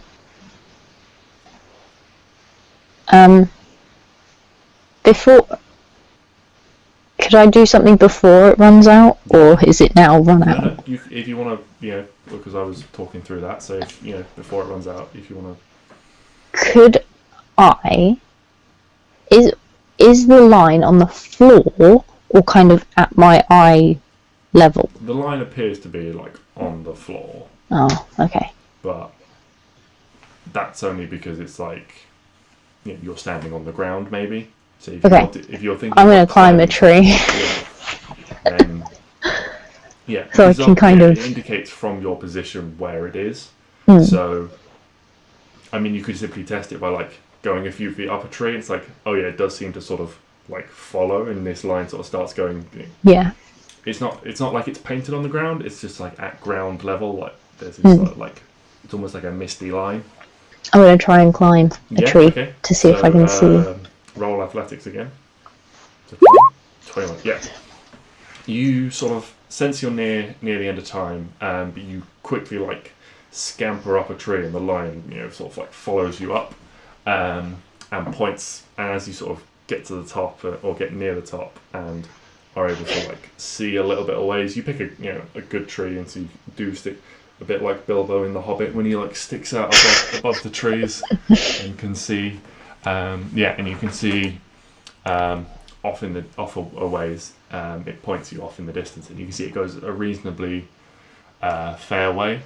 Can I see kind of where it stops?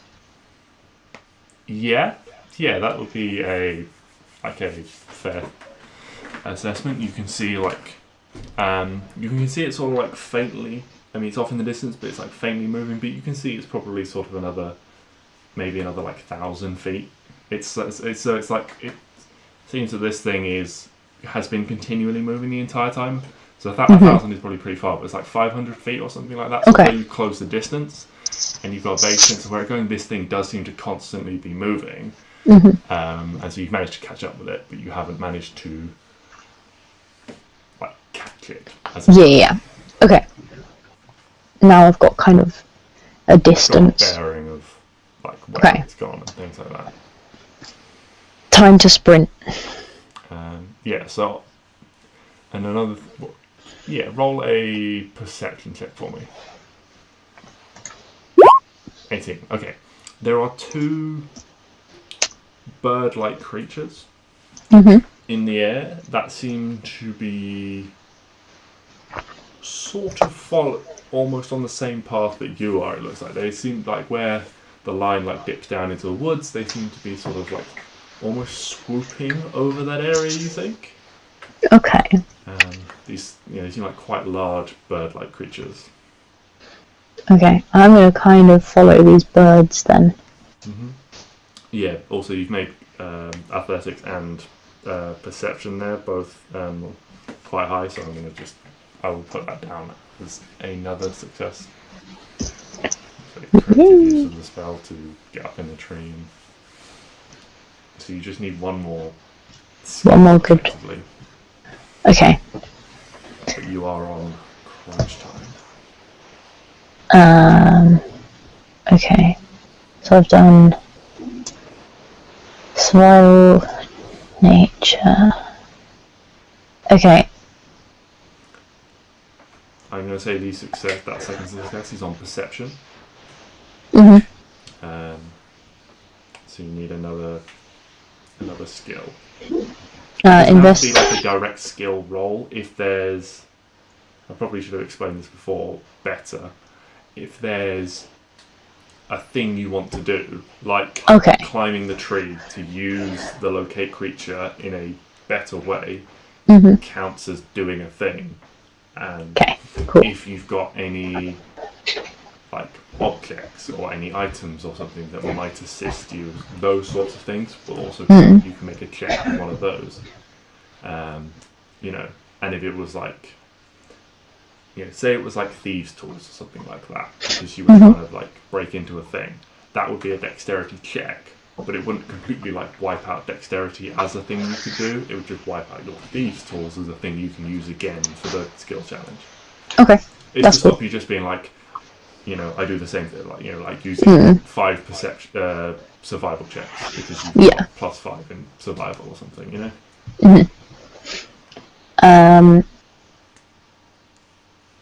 Okay. If I fail this one, what do I just fail to find the you risk losing the creature entirely. Okay, but I can see the birds, so I can still follow the birds even if I fail. Do you want to try tracking the birds instead?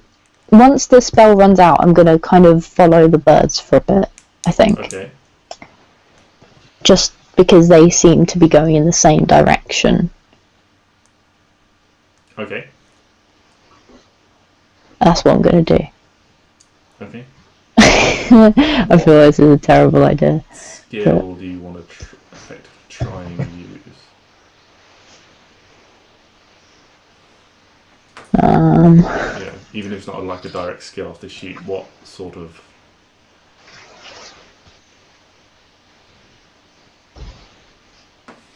ability do you want to?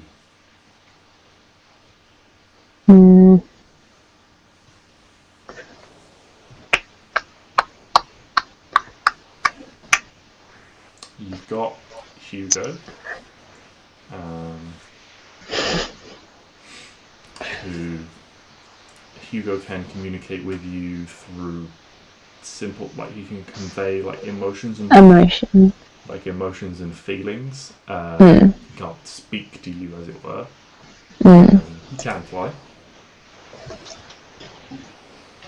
He's so good. Bit, yeah. You know.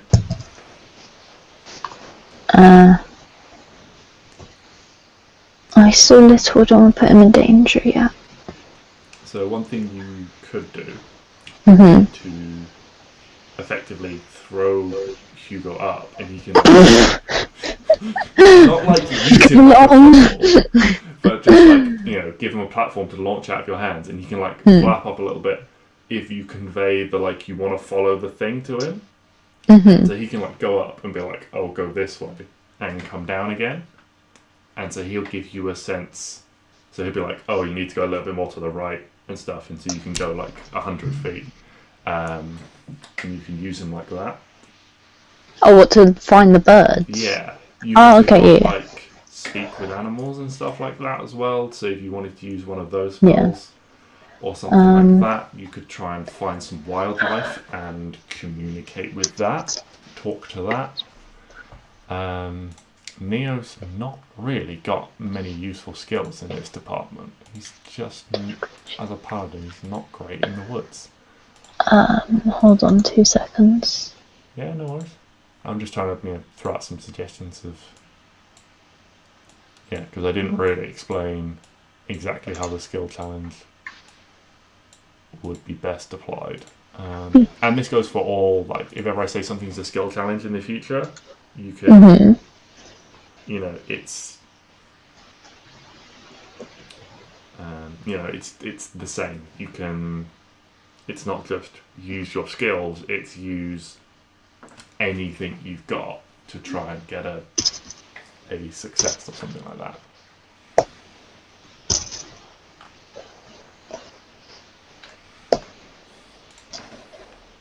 Oh, sorry. you on my sheet? Yeah. that's me. Okay, I'll use that to be a skin advantage. Okay, oh, I need to fight something. I'm gonna be... No, they'll be fine. Okay, I'm gonna cast. Oh wait, do I have to touch it?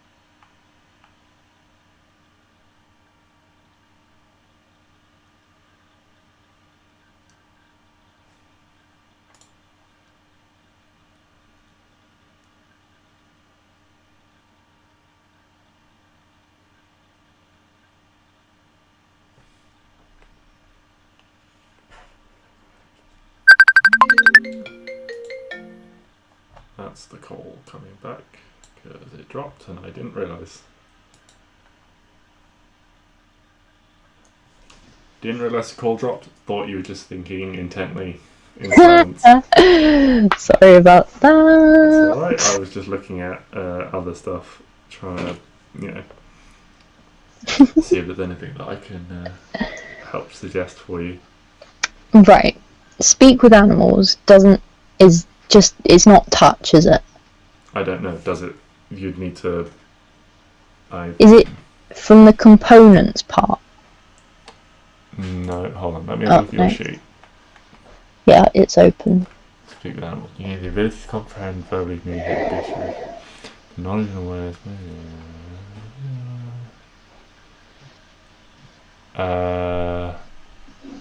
So the range is self. Oh. So it's a spell you cast on yourself. Okay. So then it's I can speak with anything. Okay. Anything you can see, effectively. It's like if you wanted to speak to another person. Mhm. If the person is 100 feet away, you're going to have to shout at them. Okay. Things like that. Okay. This is fine. Okay. I'm going to speak with animals. Okay. You cast Speak with Animals. Mhm. What now? The birds. I'm going to shout. They are Birds. The ones I described are about 500 feet away. 500 feet? Yeah, that's about the distance you estimate between you and the nightmare at the moment. Like, assuming no time has passed when you climb down from the tree, Oh. they are about 500 feet away. Okay. And you've got a 10-minute duration on Speak with Animals. Like, if you decide not to do that, I'll let you just take it back without consuming the spell. Yeah. Because obviously, when you can see things in real life, you get a much better sense of, how they work, but you can't see how things are lined up in my brain. Yeah. I thought they were kind of on the way. No, yeah, okay, that's they fine. seem much closer to the nightmare. Okay. Can I just run in if it's still moving?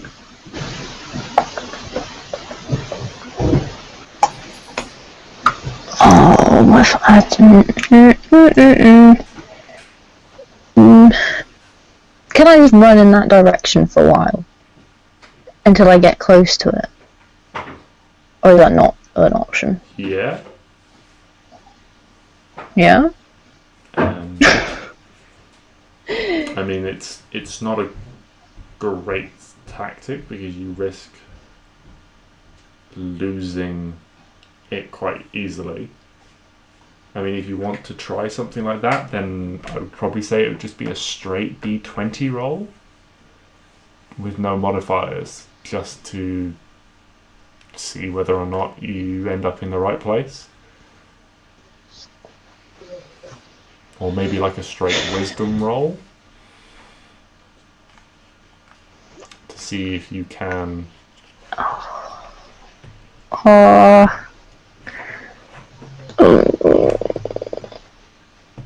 Yeah. No. Yeah. No. Oh, this is hard. Oh no. What if it's bad? Oh, this is gonna be terrible. I just want to get close to it. But, like, not...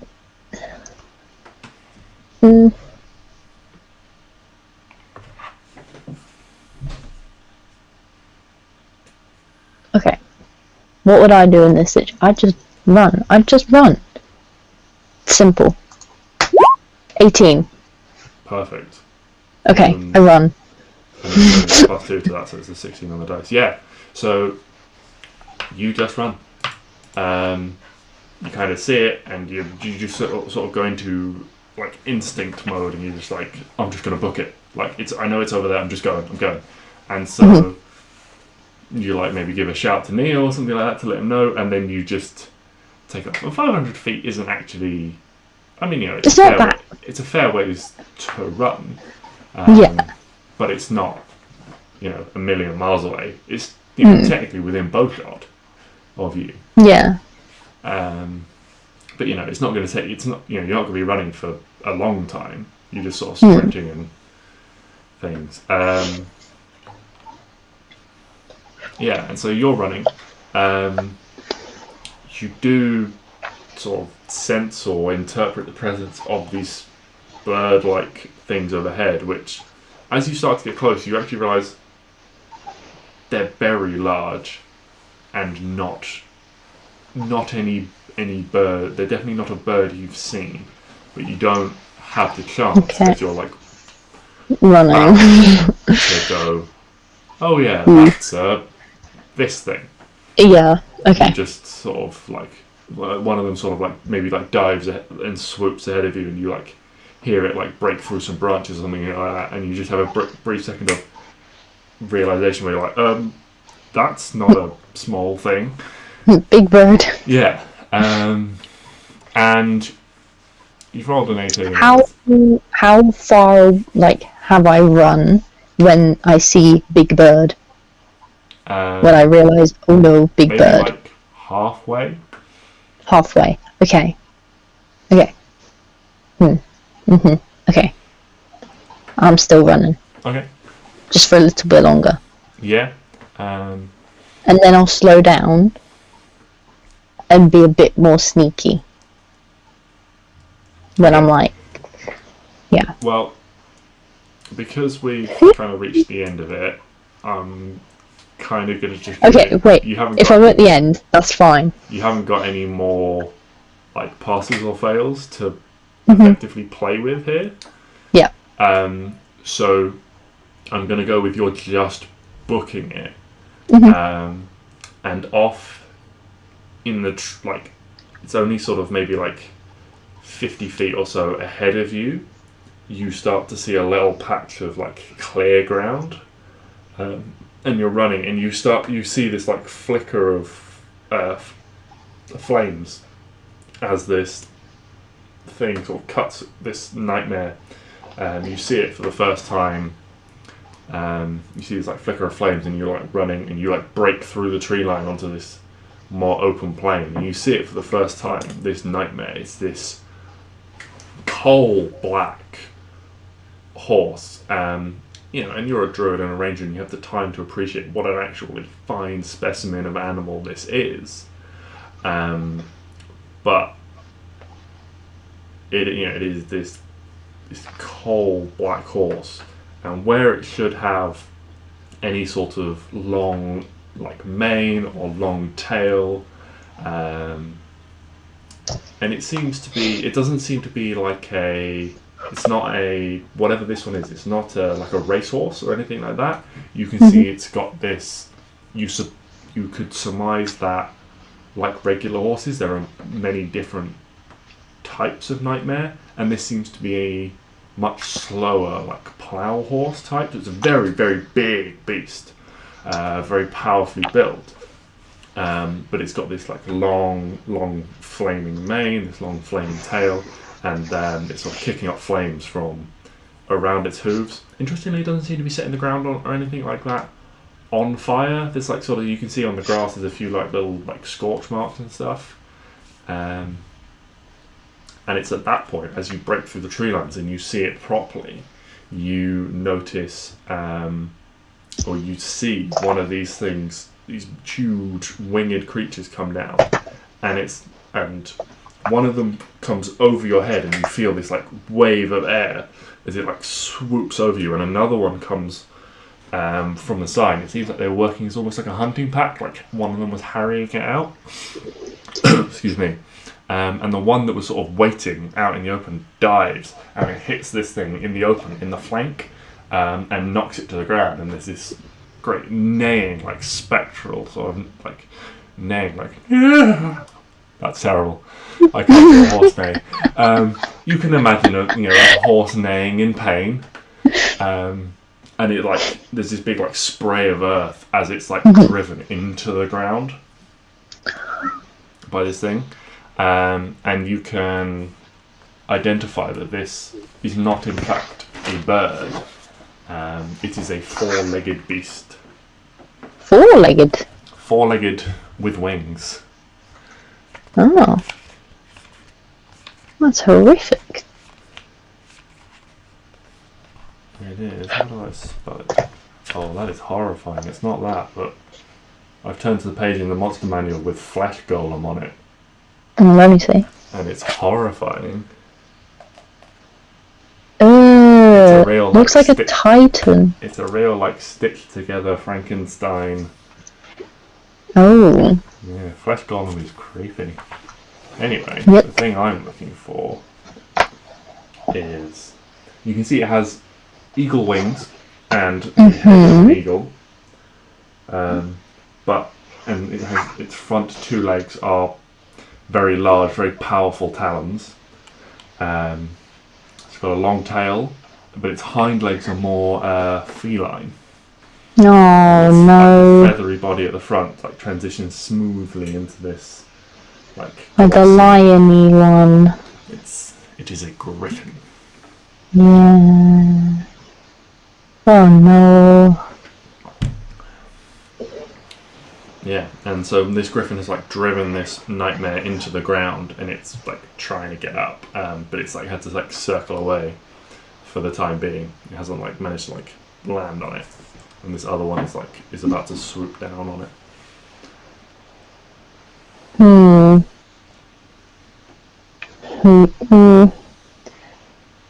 no. Are griffins just just normal creatures, or are they bad creatures? They are in this world. Large monstrosities is their classification, so they're not beasts or anything like that. So it's just a neutral animal. Yeah, they are technically unaligned, is their classification in the monster manual. So this is just nature happening. Oh no. Okay, that's even worse. See, I don't want to kill the griffins if they're just... But then I don't want to kill the horse. Oh no! Why have you done this? No. D&D Okay. is about choices. Which of these lovely animals shall I murder today? Hey, you could do nothing. See how it Yeah, plays but out. then the horse is gonna die. If I do nothing, the horse will die. If I interfere, the griffins will die. That's what you reckon, is it? Or I will die. Something's gonna die here. Oh, unless no. Let's okay, no. We're gonna try speak with animals. It has What? no effect. You cannot communicate with Any of them. Any of them. The griffins are monstrosities. The nightmare is technically a fiend.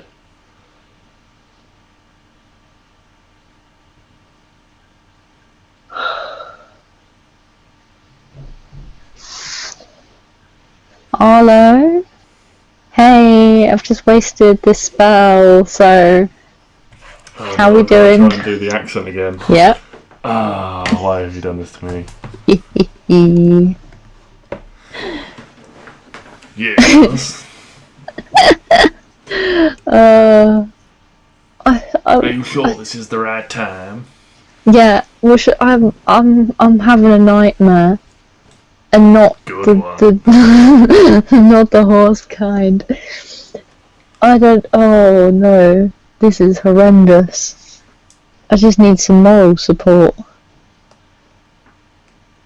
Oh God. It's like you say, it's just nature. Oh, but it's so pretty. Oh, this is terrible. Okay. Always trying to drive the griffins away. Anyone got a cat scarer? Makes those loud noises. Eek. Okay, what do I have that I can use? I could, can I, okay, I want to make a nature check. Okay. And do I know, okay, anything about griffins? No, I know nothing. Okay, anyway, carry on. Cool. Oh, dear God. A question pops into your mind. 4 legs and wings. Are they technically an insect? And then you think about dragons. If they've got 4 legs and wings, they've technically got 6 limbs. Are they insects as well? No, now is not the time. Oh, no. Okay,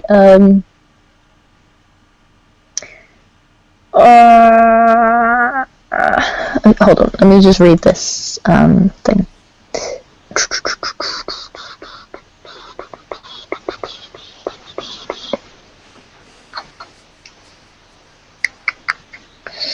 Okay, if I did... Okay. When is the thing gonna dive again? Does the griffin look like it's gonna dive again? Yeah, all this has sort of taken place within like a split second. Only one of them has made a dive. The one that was like out on the plains waiting, and the one that like rushed over your head is like on its way to make a dive. As you exchange like a few words with Arlo, and it's like on its way. The nightmare is trying to get to this feat, and this thing is coming in to hit it again. I used Thorn Whip on the big bird. Okay. 21. That's a roll to hit, yes? Yeah. What's the range on Thorn Whip? 30 feet. I'm guessing it's like basically on the ground, like skirting the ground. So I'm just thinking like distance, like away. Well, yeah, we'll go with yeah. You can, like, it'll be, like, right at the limit of Thorn Whip. Yeah. You can, like, try and... what does Thorn Whip... Because you can pull, can't you? Is there a size limit, or is there a... Hold on. Thorn Whip. Ow, my back. You create a long vine-like whip covered in thorns that lashes out at your... Jesus Christ, that scared me. Sorry. Your command towards a creature in range. Make a melee attack against... If the attack hits, creature takes damage. If the creature is large or smaller, you pull the creature. You pull the creature up to 10 feet closer to you. So it doesn't look like there's a saving throw or anything like that for it. No, just... It seems odd. Forgive me while I just Google. Yeah, that's fine. I mean, I did just copy and paste it, so it shouldn't... Yeah. No, I mean... There's no saving throw, so yeah, you just Thorn Whip it. Cool. So that's 2d6 damage. Can I, with this Thorn Whip, can I kind of hold it in place? It doesn't really say anything about, like... because it's a spell. I think it's more like you, like, conjure this magical thorny whip out of thin air. And then you have... And then it goes away. If you had, like, a physical whip, then you could maybe try and grapple it. But because it's a spell, then I'm going to say you can't try and grapple it. Okay, that's fine. But yeah, so this thorny vine whips out from you. You whip your arm out and you manage to, like, just, like, wrap it around a leg and, like, drag the thing, like, down and backwards. It's close. You manage to prevent it from actually hitting the nightmare. It takes 8 damage. But yeah, you prevent it, like, hitting the nightmare, and it, like lands on the ground, and it, like, turns and, like, looks back at you and, like, screeches at you like "Caw!" Sort of, gives a big shout. I don't know what that is. I probably need to take that. Yeah, I think it's at that point we're gonna roll some initiative. Nice. Initiative 18. Cool, I have a lot of things to roll for. My God, is stuck in their phone case. I'm gonna use some different ones. Alright, that could be that. That could be that. That could be that. Come on, you bastard. Come on, phone. Yeah, resistance.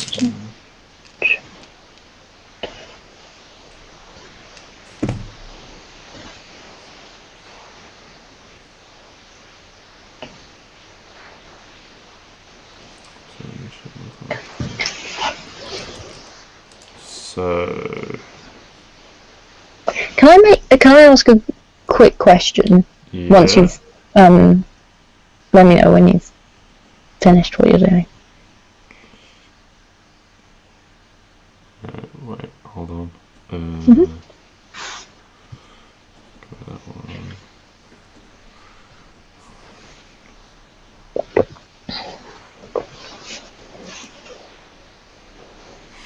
one. Yes. Okay, absorb elements. When can I cast that? You cast that as a reaction when you take damage that is fire, cold. Yeah. So that's a reaction So taking damage, I believe. So it's not on my turn action. It's just when I get hit, I can just say reaction when you take damage. It should say in the casting it says time. One reaction, but I was just making sure. Yes. So that'll be like you take damage. You take. So say someone cast Fireball, you could. I'll As absorb a the reaction, fire. but it then means you can't do things like cast Shield, which is a reaction spell, make an attack of opportunity as your reaction, those sorts of things. Yeah, that's fine. Cool. Thank you. That's okay. Why is Absorb Element not in the player's handbook? It might have been another one in a different. No, it's just not in the player's handbook. It might have been in a different book. Yeah. And I stole it from the internet. That's fine. Okay. So, this griffin, having been attacked and denied its chance to go after its food, it's going to turn around and go for you, Arwen. I haven't got a map for this, so we're going to be doing this in the theatre of the mind. That's fine. Because I wasn't sure where this was going to lead and if and when combat would be taking place. That's fine. So I do not mind one bit. I decided to not try and come up with a map and just be lazy. So it's got 2 attacks, one with its beak and one with its claws. That's a natural 1 on the beak and a 13 to hit with the claws. Nope. Okay, so it turns around and it flies quite aggressively at you, but doesn't, and snaps at you. That you're able to use your quick reflexes to duck and dodge, and it can't make contact with the beak or the claws. It's your turn. This thing is, in your face. It's in my face. The nightmare is about sort of 40 feet away, just trying to stand up, and the other one is slightly off to the side of that. It's about 20-30 feet, something like that, off to the side of the nightmare, wheeling to turn around. Right. This one in front of me, I will cast Hunter's Mark. Yeah. And then is it literally? It's literally in front of me. Yeah, so it's try to call in my melee range. I hit. Yeah, that hits. Nice.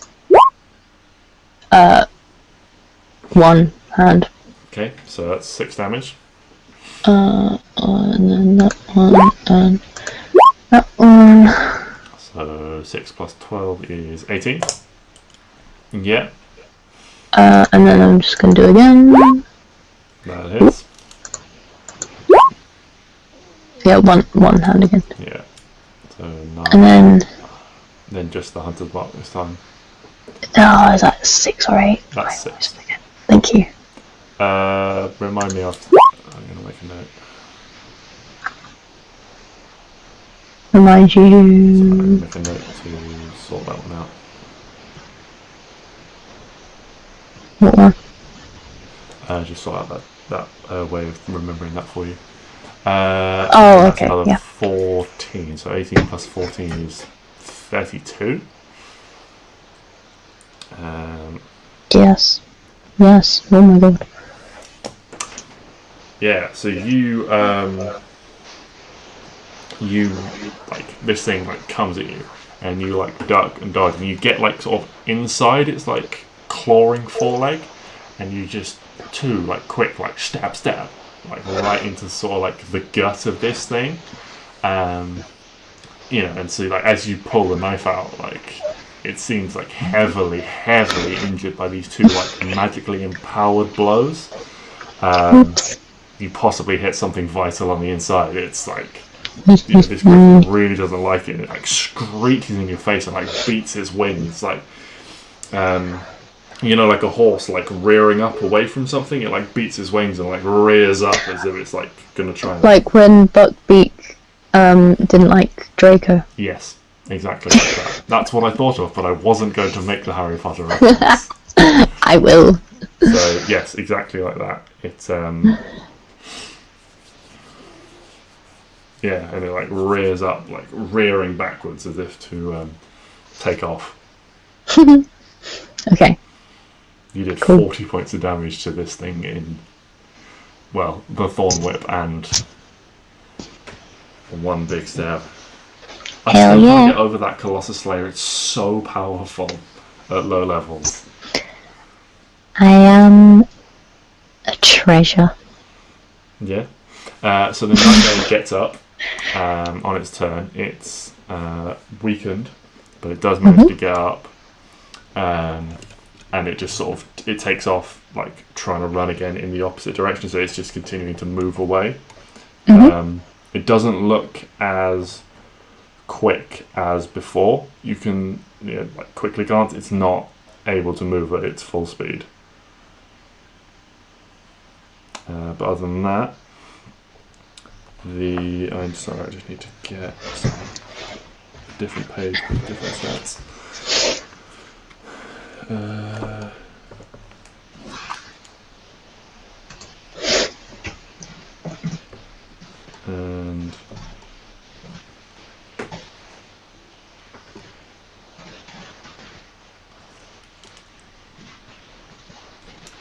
okay. Yeah, and so then the other griffin, the one that's the uninjured one, is going to turn around and swoop at the Nightmare. Gonna make 2 attacks again. Both of those are going to hit, I think. Oh yeah. And so that is...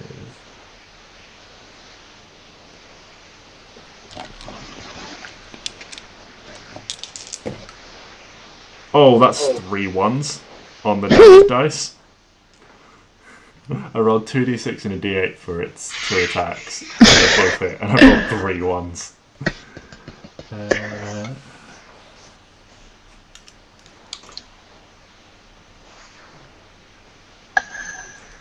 Nightmare is not in great shape. This attack still looks like it hurts as this griffin like comes over and it manages to just sort of this Nightmare's got like this big like cut in its sort of like rear flank. You can see where the claws, like, it's almost like it tried to like pin it to the ground, but it was moving too fast, so it just left these big raked claw marks.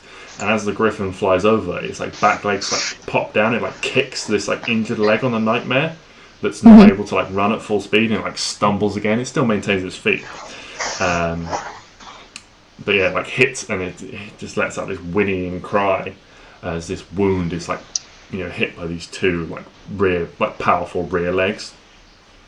Go to Neo, who is going to make 2 attacks at this griffin in front. One of those will hit. Both of those will hit. Are you trying to kill the griffin?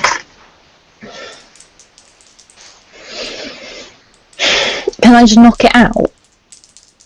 You want to like incapacitate it? Yeah. I don't think he will.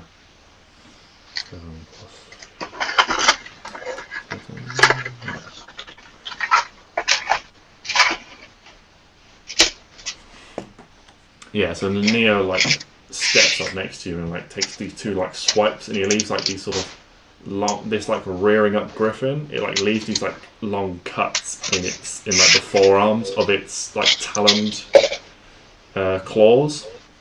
Sort of like taking advantage of this thing almost exposing itself by rearing back, and this thing now looks heavily injured. There's you can kind of see within a few seconds there's like blood like sheeting down its side from where you cut it, and things like that. This thing, it's now very weak. You can see these cuts you've dealt it put it in a bad way very quickly. It's go, and it is just going to take off. It's like rears back, it flaps its wings, and it just tries to fly away. Okay. You have an attack of opportunity, and if you want to use it, Neo will also use his. But if you don't want to use it, then he'll just follow your lead. Is it like? Is it looking like it's going down? It's heavily injured. Like, as it like tries to fly, you can see it's like quite an effort. It almost seems quite laboured for its wings to flap and actually get it off the ground. But it does get off the ground and starts to move away. And if you imagine you're here and like you can see behind it, it starts like moving in a direction like away from the other griffin and the nightmare as well. So you can tell it would like go over your head is the way it would sort of go back, and you think it would probably go back towards the woods. Rather than it like turning to try and like go across the plain towards the nightmare and the other one, it looks like it's just going to try and go like straight over your head towards the woods. Yes, I'm going to do the attack of opportunity. Okay. Roll to hit. And I'll roll for Neo as well. Yeah, that'll hit. What you rolled? Yeah, that hits. Okay. I'm using my star because I just want it knocked out. One hand or two? One.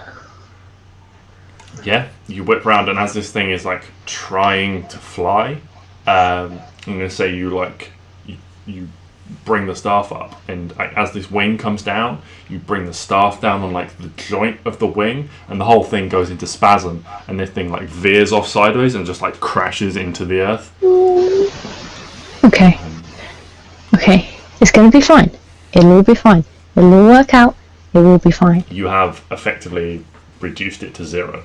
Yeah, but he's still... How long do I have until it's... It's still alive. I'm not going to make death saves for it. Okay. Because I'm coming back later for it. But it's like... Yeah, I'm going to say it's basically incapacitated because you've like That's disabled fine. this wing. Okay.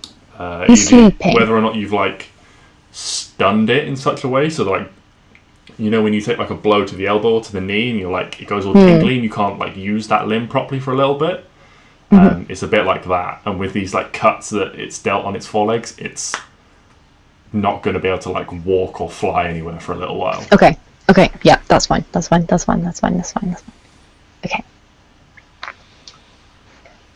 Okay, carry on. Well, that was the griffin's turn, so and you use your attack of opportunity to disable it, so I won't. And Neo was going to use his, but you've disabled it, so. So it's the nightmare's turn. It's just gonna keep. It just keeps running. It's not gonna. Actually, no. You know what? It's gonna like turn around. It like tries to. It like spins around and tries to like rear up as this griffin's like coming down on it. It's gonna try and like make an attack with its. You see it like rear up and do the same thing with its hooves, trying to like hit the flying griffin. It just about clips like the trailing leg as with one of the hooves. It doesn't seem like it's had too much of an effect on the griffin. But it does land this blow, and the griffin lets out a. Oh wait, hold on. No, sorry, it's far more effective than I thought because it also does that. Yeah, no. So as it lands, its like hoof blow on the side of the griffin, there's this like eruption of flame from the impact. And there's this like big like scorch mark you can see appears, this like burn appears on the flank where the griffin gets struck in this sort of like hoof shape, and it lets out this like baleful loud screech as I work out what the damage is.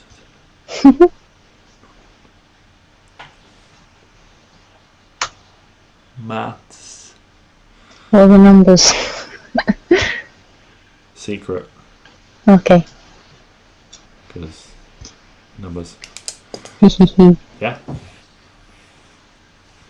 Cool. Who's go? I've forgotten. That was a nightmare. It's going to be the griffin.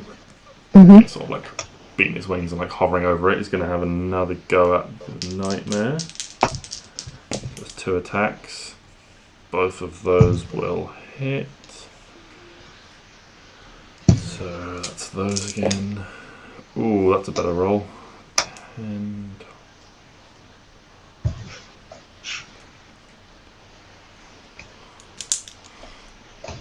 so yeah, again you see these like talons right down, and there's another a big like rent, like big gash appears, and there's like black. You can see this black blood is like dripping out and dripping on where it lands on the grass. There are these like small puffs of like smoke or steam. Now very injured looking Nightmare. Yeah. Okay. It's not able to move at its full speed at all. Looking quite weak, stumbling a little bit. Is it my go? It's Neo's go. Okay. And all he can do is dash 60 feet to try and get closer to it. And that's it. Oh, we're really far away from it. Yeah, because you were about sort of 40 or 50 feet away from the Nightmare when you emerged from the woods. Mm-hmm. And then it's continued to move a little bit away from you. So you're about 90 to 100 feet away. Its speed was slowed because of its injuries. But you're about 90 to 100 feet away from it and the second griffin. Okay. But yes, Griffin 1 has been incapacitated. So it is now your turn, Arwen. So if I dash, is that all I can do? It is an action to dash, yes. So if you dashed, you would be about 40 feet. Well, no, sorry, you've got a movement speed of 40, haven't you? So you would be about 20 feet away with a dash. So yeah, you can't get in melee range with a dash this time. But I can shoot it from here. You can shoot it. Okay. I'm going to shoot the other griffin. Okay. Roll to hit with your bow. And I'm moving my hunter's mark onto... Yeah, you can move that with the your other one. action.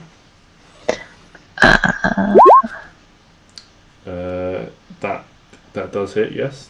It's close, but it does hit.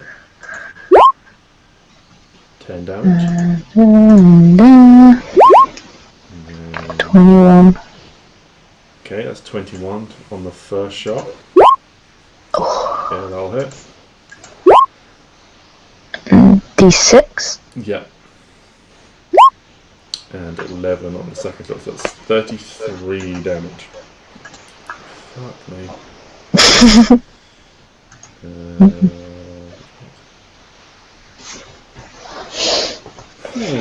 Okay. So these 2 shots, are you moving at all? Can I move? Oh, I can. Yeah, you can move your normal speed. Yeah, I'll go so you 40. can move 40 feet closer.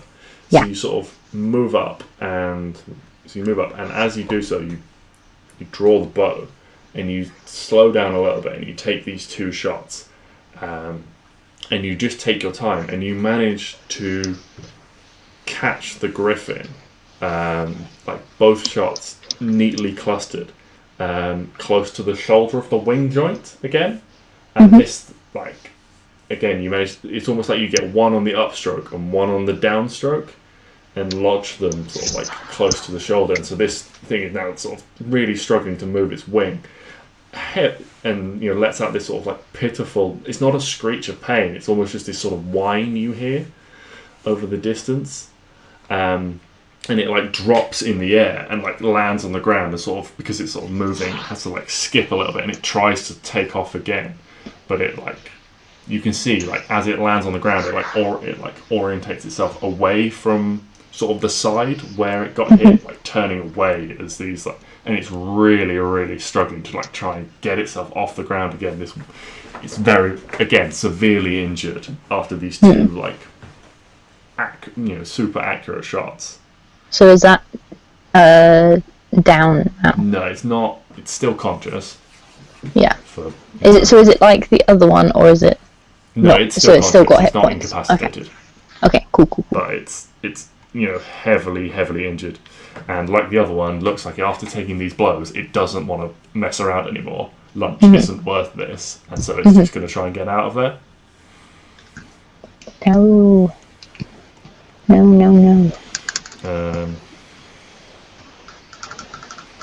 What would the nightmare do? What's its intelligence?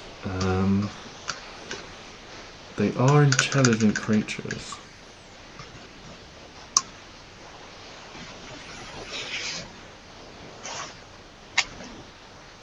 It's an intelligent creature being... I mean, if you were being hunted by another person and then someone else came along and, like, crippled them, would you try and kill the thing that was eating you for lunch? You probably would, wouldn't you? Yeah. Right, okay. This could be good night Vienna for the Griffin. Yeah, that'll do it. It doesn't matter what it rolls. Yeah, so this Griffin sort of like lands on the ground, heavily injured, like one wing, like sort of, it almost like tucks a wing and the other one's sort of outstretched, and it looks like it's going to try and like run rather than fly.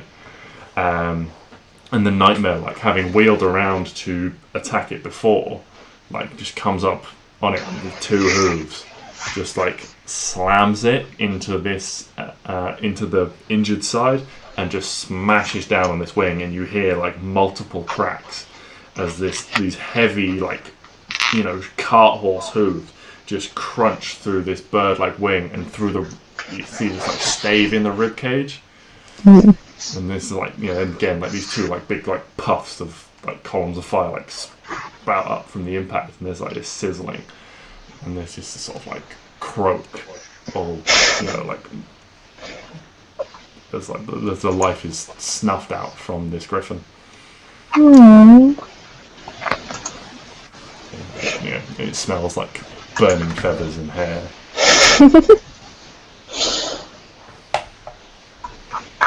Okay.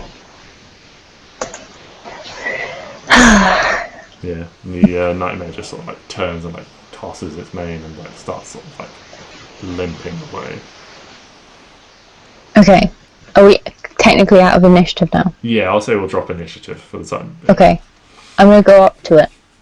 The nightmare? Yeah. Okay, make does it speak? No, apparently not. Okay. Are you going to try and say anything to it? Or are you just going to go up to it? Well, I want to cure its wounds, so I'm just going to have my hands out. Okay. Like, so, are you specifically saying anything? No. Okay. No. Make an animal handling check then. Okay. To, Hold on.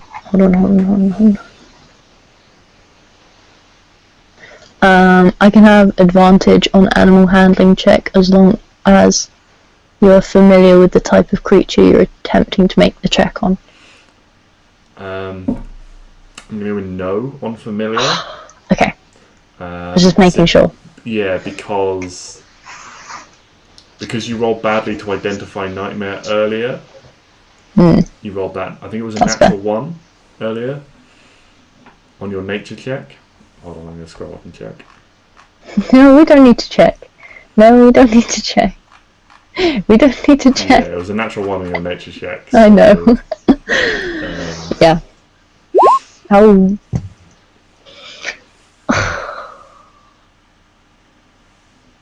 Okay. That's fine. Everything's fine. Oh no. It's gonna flamethrow me. Yeah. It's gonna try and it's gonna try and mince you with its hooves. Oh, how rude. Yeah, it's like, you know, it's been injured, it's frightened, you know, it's afraid, and it sees you like coming up to it. What it interprets from your actions as a sign of aggression, and it's going to try and... It's only a 9 to hit you. Yeah, that would. So you are able to, like, you know, like, as this hoof, like, slams down, like, sort of more like paws at you, you're able to, like, step back. Can I step kind of to the side and then, like, put my hand on it? Make a straight dex attack. So roll straight dexterity, just to try and touch it. Because if you're casting Cure Wounds, you've got to, you've got to try and touch it, but it doesn't want to. Yeah, that works. I cast Cure Wounds.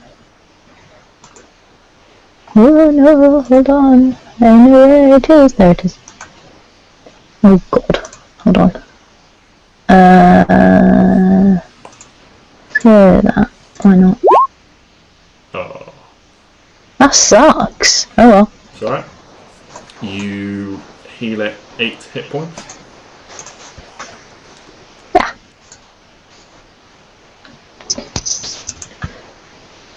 You know, I'm just trying to show. Look, I'm. Yeah. Helping. It just sort of, like, you know, it just looks down at you now. It's sort of almost like, you know, confused, like, dog or something, like cocks its head to the side. It can't speak. You can just see, like, up close now, you can see it's almost, you know, when something's like so black it becomes slightly purple? You can just see sort of like these faint, like, around some of the joints and things, there is this slightly, like, different black in terms of the, like, colour. And rather than being, like, covered in hair, it's almost like a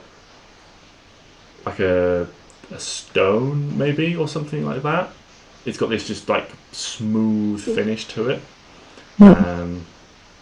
And you can see in, like, the pits of its, like, nostrils and its eyes, there's this, like, glowing fire. Okay, I give it a little stroke.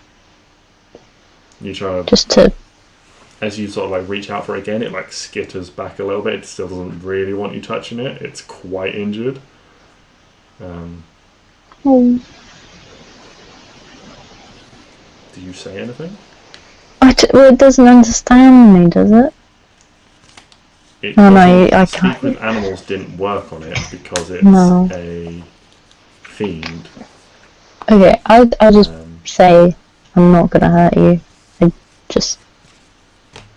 I want to protect you. Okay. It just sort of stands there and it, like,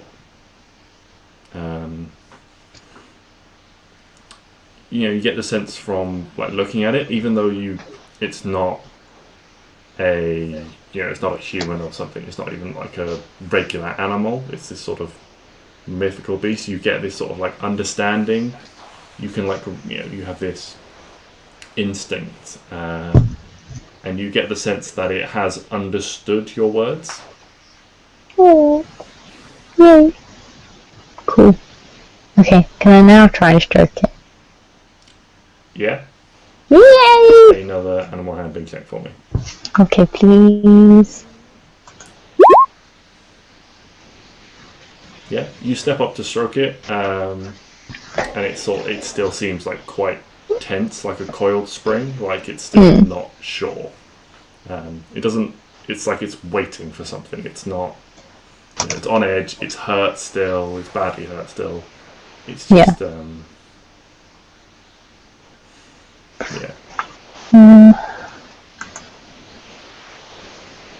Yeah. I mean, I could. Up close now, you see that it does actually seem like it's got like a mane and tail feathers and things like that.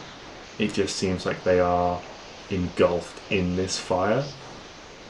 So it's almost like... Does it feel hot? Like it is actual fire?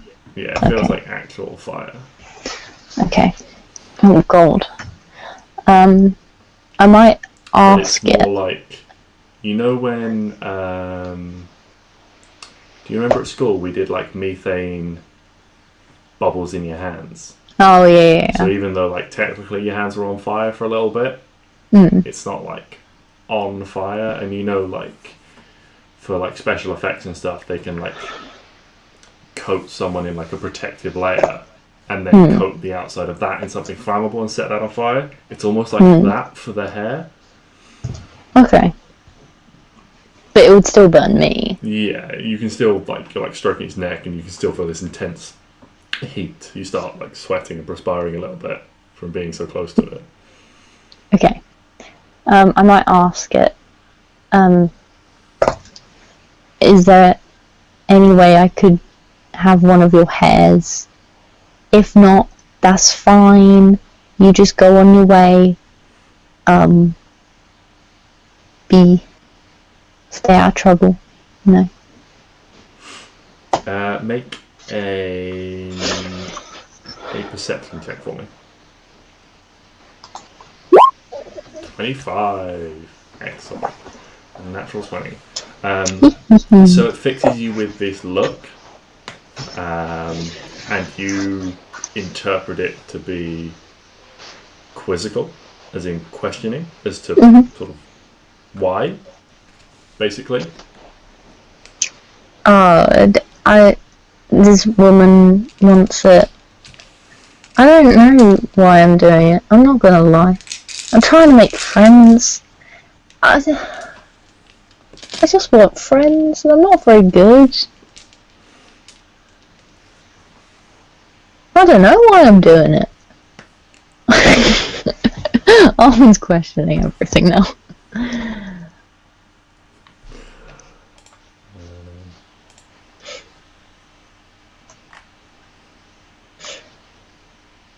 But yes, she was very honest.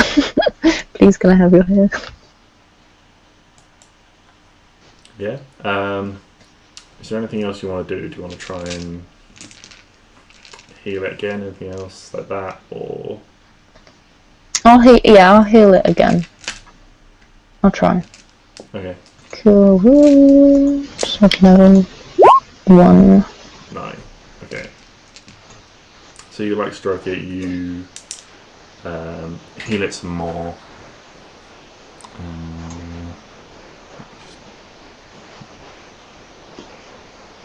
So it's starting to look in a little like better shape. It sort of like almost like stands up a little bit straighter, and you see sort of the blood that's like dripping out of these wounds. They like close up sort of very slightly, and so it's no longer actively dripping and things like that. They look more like sort of 3-day-old wounds rather than fresh. Yeah, and it seems to like relax a little bit more in your presence. Yeah. Make a persuasion check with advantage.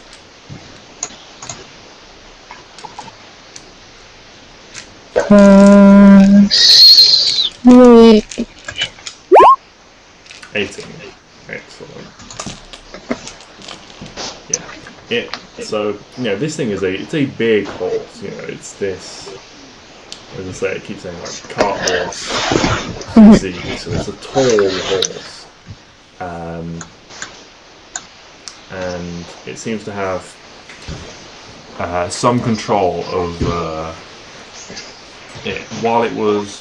You maybe noticed while it was like running around and effectively in combat, for want of a better phrase, these flames were burning bright. They were sort of streaming longer and things like that. And now they seem a little bit more chill. They're not as they're moving. The flames are almost moving a little bit more slowly, rather than sort of burning quickly with intensity. And it sort of lowers itself on one knee, and you see the flames diminish. You guess as much as it can. They're still there, but it's like a small. The hairs themselves almost seem to be burning like embers now, rather than like logs in a bonfire. Yeah. and you get the sense that it's giving you permission to try and pluck some. Cool. I'm gonna do that. Okay, make a dexterity saving throw for me. Oh no. Just to... Actually, no, Constitution. Because you're not really trying to dodge, you're more trying to just resist. Constitution save.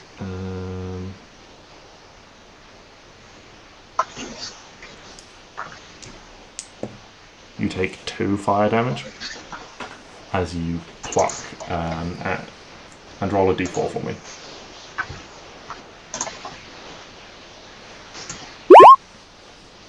You manage to get 3 hairs. Okay. Nice. Well, 2 of them are mine. Yeah, She can have 1. Hairs, and they have this sort of flickering, like coal-like emberance to them. So it's almost like where they're like resting. So you pull them out, and if you like rest them on your palm, the spots where they touch seem to like where there's almost like pressure on them. Or if you like pinch them between your fingers, the bit between your fingers seems to glow. But other than that, they're very dark. Yeah, you don't know if this would be a permanent thing or if it's, you know, kind of like fresh flowers and this effect will wear off. You don't know at the moment. Cool. I'm just gonna give it one more little stroke on the neck and say, run away, you know, hide. Just thank you and goodbye. Cheers. Hope you're alright. You're welcome, by the way. It kind of snorts and like, I had it, and like tosses its head towards the griffin that is on the ground. Yeah, but I could, anyway, bye bye. And then like turns and due to your healing, it's not able to run, but it's able to sort of like trot at a little pace. And it heads off. It heads back towards the trees, but not like straight towards the other one. It like angles itself away, so it would enter much like further down. Cool. I'm gonna wait until the horse is definitely gone. Yeah. Yeah, you watch for a couple of minutes and it like reaches the trees and just disappears amongst them. Okay. And then I'm gonna go over to the still living griffin. Yeah. And do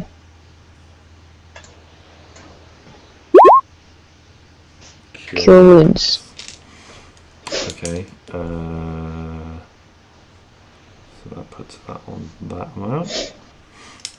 This thing, like on the ground, it's like wing has been like I'm gonna say it's like conscious, but it's more just like stunned because of the hits you landed it.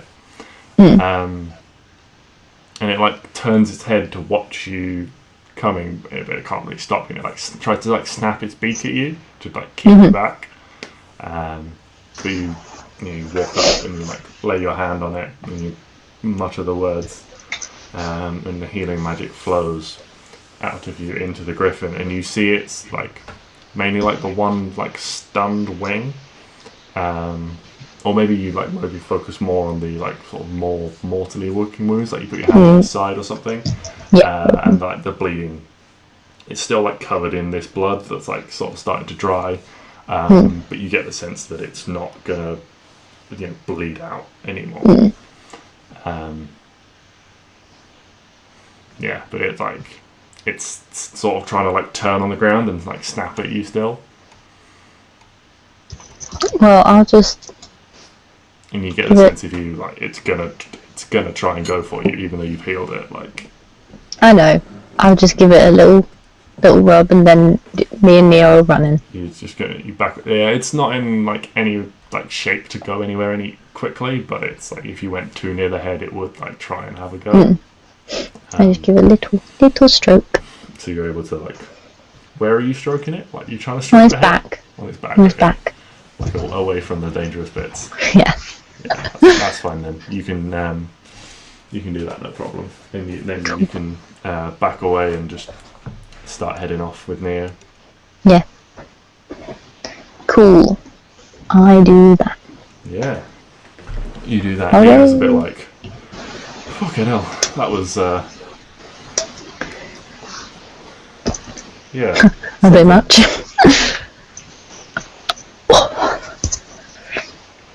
Big.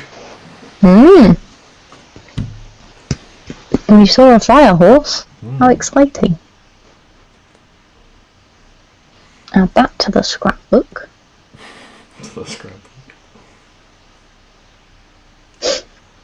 Cool. Right, we'll go back to Matilda's, whatever Yeah. that is. Make a survival check for me, just to see how long. It's just to see how long it takes you. Okay, so it's not Arwen gets lost in the woods and never returns. No. It's it is whether or not Arwen gets lost, but it's more like how. How lost did she get? So 14. That's all right. It does. You were able to make a pretty direct path, and so it took you. I mean, you were at least sort of 2.5, something like that, hours before you found the nightmare and stuff. With an hour on the spell, an hour also doing your nature checks and your survival checks and things like that. So probably let's say 3 hours to find the nightmares, fight, and do that wrap up. So you probably get back in about an hour and a half because you're not spending this time moving slowly, investigating things. You're just sort of cutting through, looking for landmarks you recognise. So it's early evening. So I think 5-6 o'clock. Sun's going down, but not full dark yet when you arrive back at the cottage. Yeah, I'm gonna knock on the door. Yeah, there's this dragon-headed knocker on the door, and it's it's one of these ones where it's like a full head, and there's a big ring in the mouth of whatever it is, and a big metal plate, and it's just doof, doof, doof. And the door just opens in. There's a big shout from above. You can see through the. It's hello. You recognise Matilda's voice. It's come on up. Did you find everything? I take the stairs. You take the stairs again. Yep. Okay, it takes you a good 15 minutes to get up. And as you saw when you came down, on your way up, you do pass through the library, the bedroom, the kitchen on your way into the workshop. So you're able to have a look around, see the state of things. Absolutely. Head back up into this this dusty workshop, and you can see she has found a replacement scroll, and it is. You can see she started making more notes and stuff on it.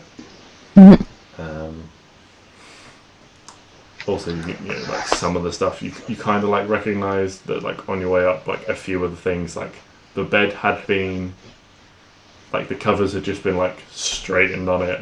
A few of the things you sort of been shoved underneath it. So a really quick attempt to tidy up. When you've got a minute before someone turns up.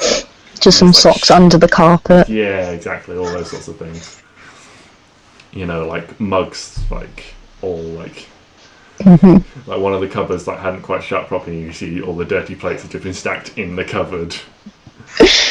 Oh no. Yeah, you can start to see the first couple of stars in this clear sky through this glass ceiling above. Oh, so pretty. Sort of she's almost vibrating with energy when she sees the star. She bounces that turns that. So did you get it? Did you find it? Yeah.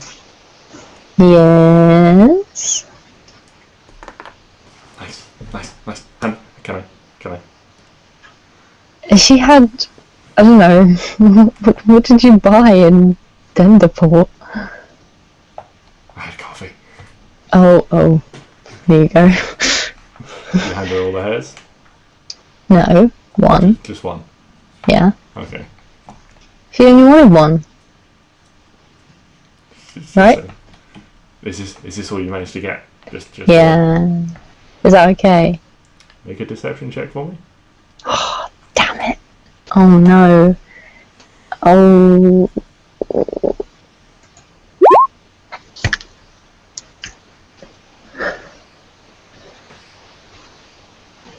Sort of looks down at it and sort of like spends like a few seconds like playing with it and like wiggling it and it, like seeing the light play across it. It's like, that's a shame. This thing is so pretty.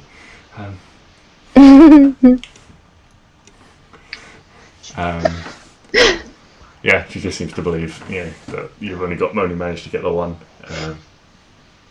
You didn't have to kill the thing, did you?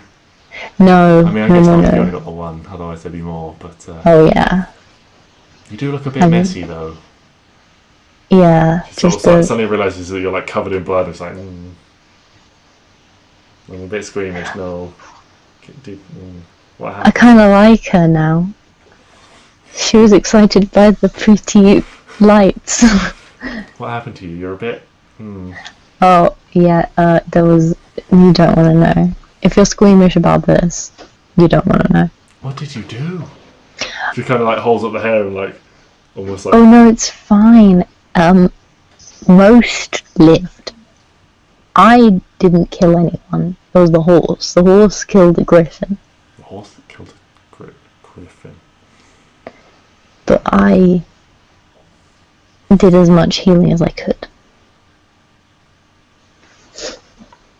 Horse killed griffin. Yes. Okay. Griffin bad, horse worse. Literal nightmare.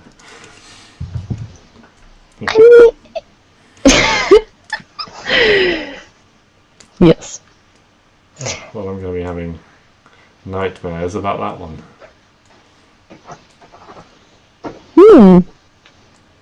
Yes.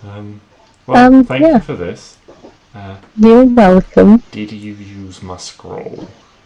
Souls, yeah. Bugger. Sorry, it was a necessity. Well, needs must. Do you want to be pen pals?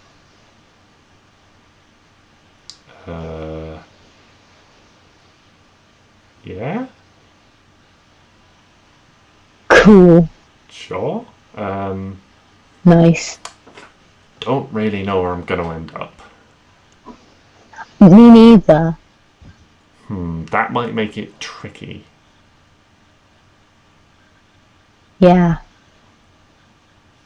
Send if you have post, send it to send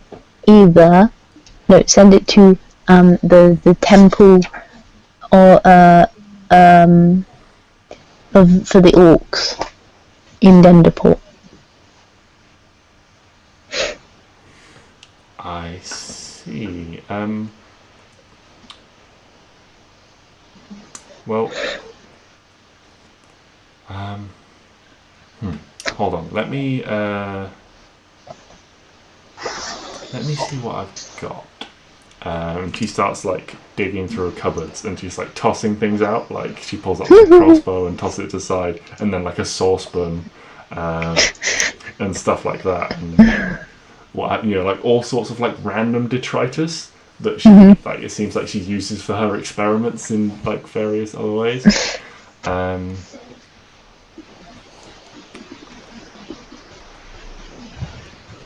Yeah, and then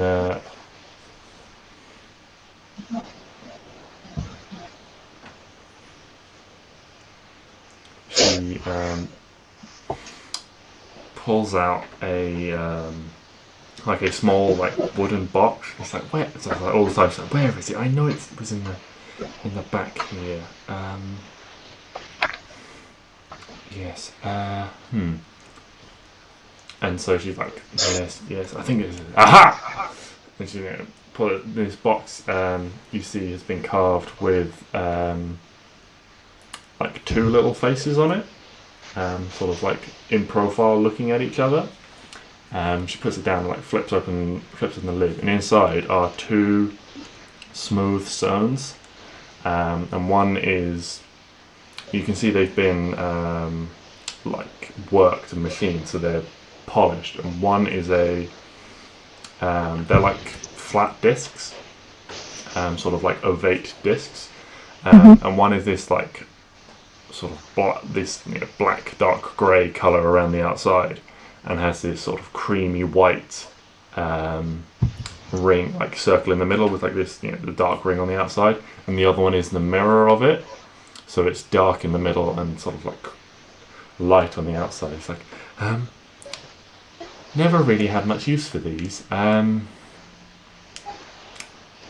Like most things, they are homemade, so they're not as reliable as the proper ones. More a proof of concept, really. But they can be used to send messages. So if you want to keep in touch,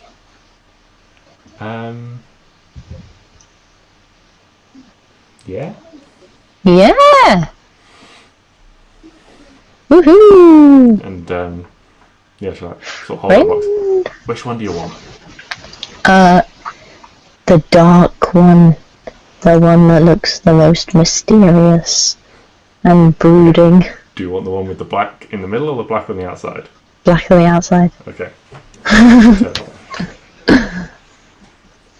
Okay. They only work with each other. And I'm not gonna lie, I haven't got a great memory, so it might take me a little while. The good thing about these ones, though, is if I'm not around, it'll save the message for me. It won't. Whoa. Yeah. Whoa. So. What a concept. Okay, so there is actually a spell that allows you to imprint objects with a message. So this is like a combination of like the spell sending and that, whatever that spell is. Yeah. It allows you to like record messages. So it's like that's amazing. Yeah. Also, they're not. I haven't tested them massively, but the first couple did explode when used. Sounds fun. Can't wait. Like, I managed to sort out the process and get them so they won't blow up. It's like, look, like she just like holds them up, like hello, and like it comes out of the other one like hello. It's like, see, it doesn't explode, but I'm not sure how many times you can do it before it will. So maybe keep the usage per day down just to a minimum. Case. Okay. Yeah, like 2 or 3 messages a day, just in case. Oh, yeah, yep, that's fine. She expects me to talk to her every day. Oh no, this friend thing is too much. Just like as a maximum, just so we don't overload it.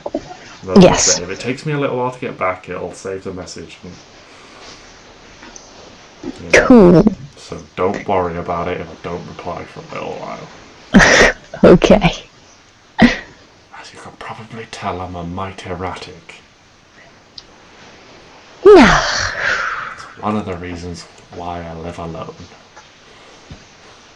No one could tell. Anyway, I'm really hoping that I can get back home with this.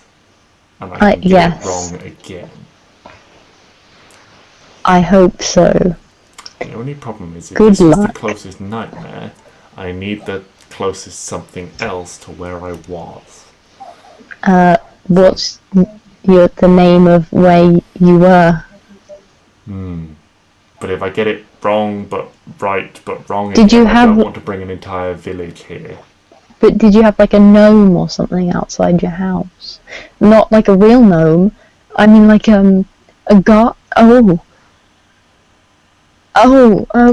Like an ornament. Yes, like an ornament. Yes. But also, no, I did not.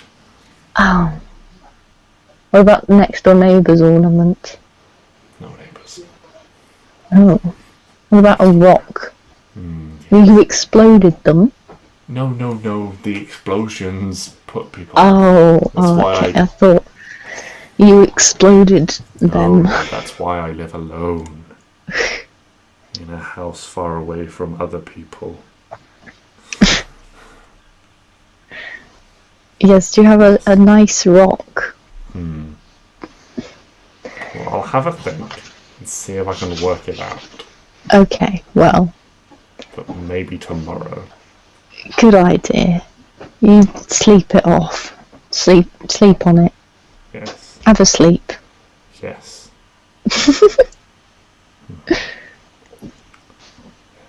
Well, I'll work it out, and if not, I'll be here. Cool. But if I can work out this moving thing, then I could be all over the place, and that'd be great. Maybe I'll work on that one instead. Work on That moving the sounds- house. A method of accurately moving the house. And she's like gets this like far away look in her eyes, and you can almost, it's like that beautiful mind thing, you can almost see the equations and things like floating about her head.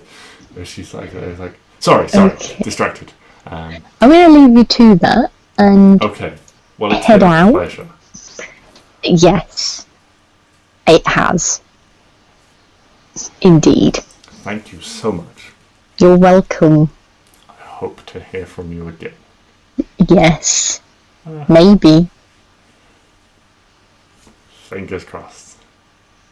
And then she's like holds her hand to me and, like, and nice to meet you too. Oh dear. Yeah, and I think that will do. Yes. You can exit the tower to a leisure and make your way back and get back to a bed and things before it becomes the dead of night. We don't need to worry about RPing all the way through all of that. We can just say that it happens. Yes. One thing, actually, on your way back, you are walking through the woods and you get a voice in your head.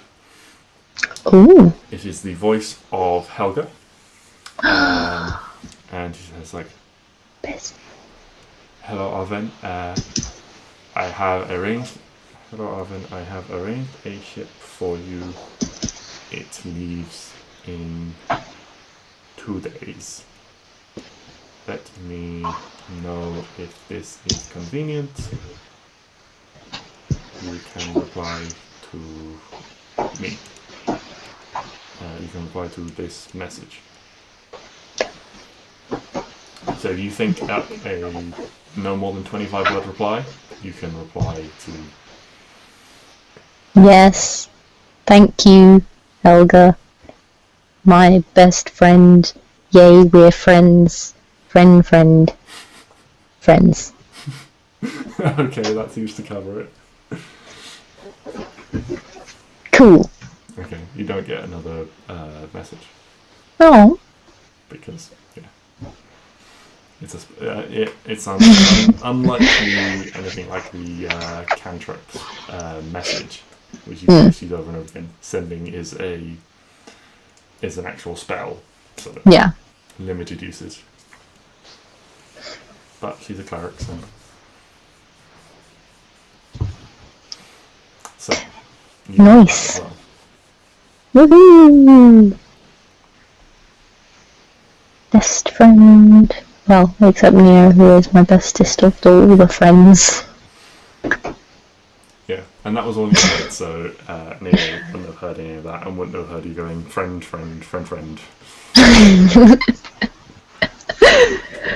Oh. We will pick things up Yes. next week, maybe with the extra party members again, depending on which part of the country they're in. and work schedules. If not, we shall see what happens. Yes. Cool. Yeah, so hope you enjoyed that.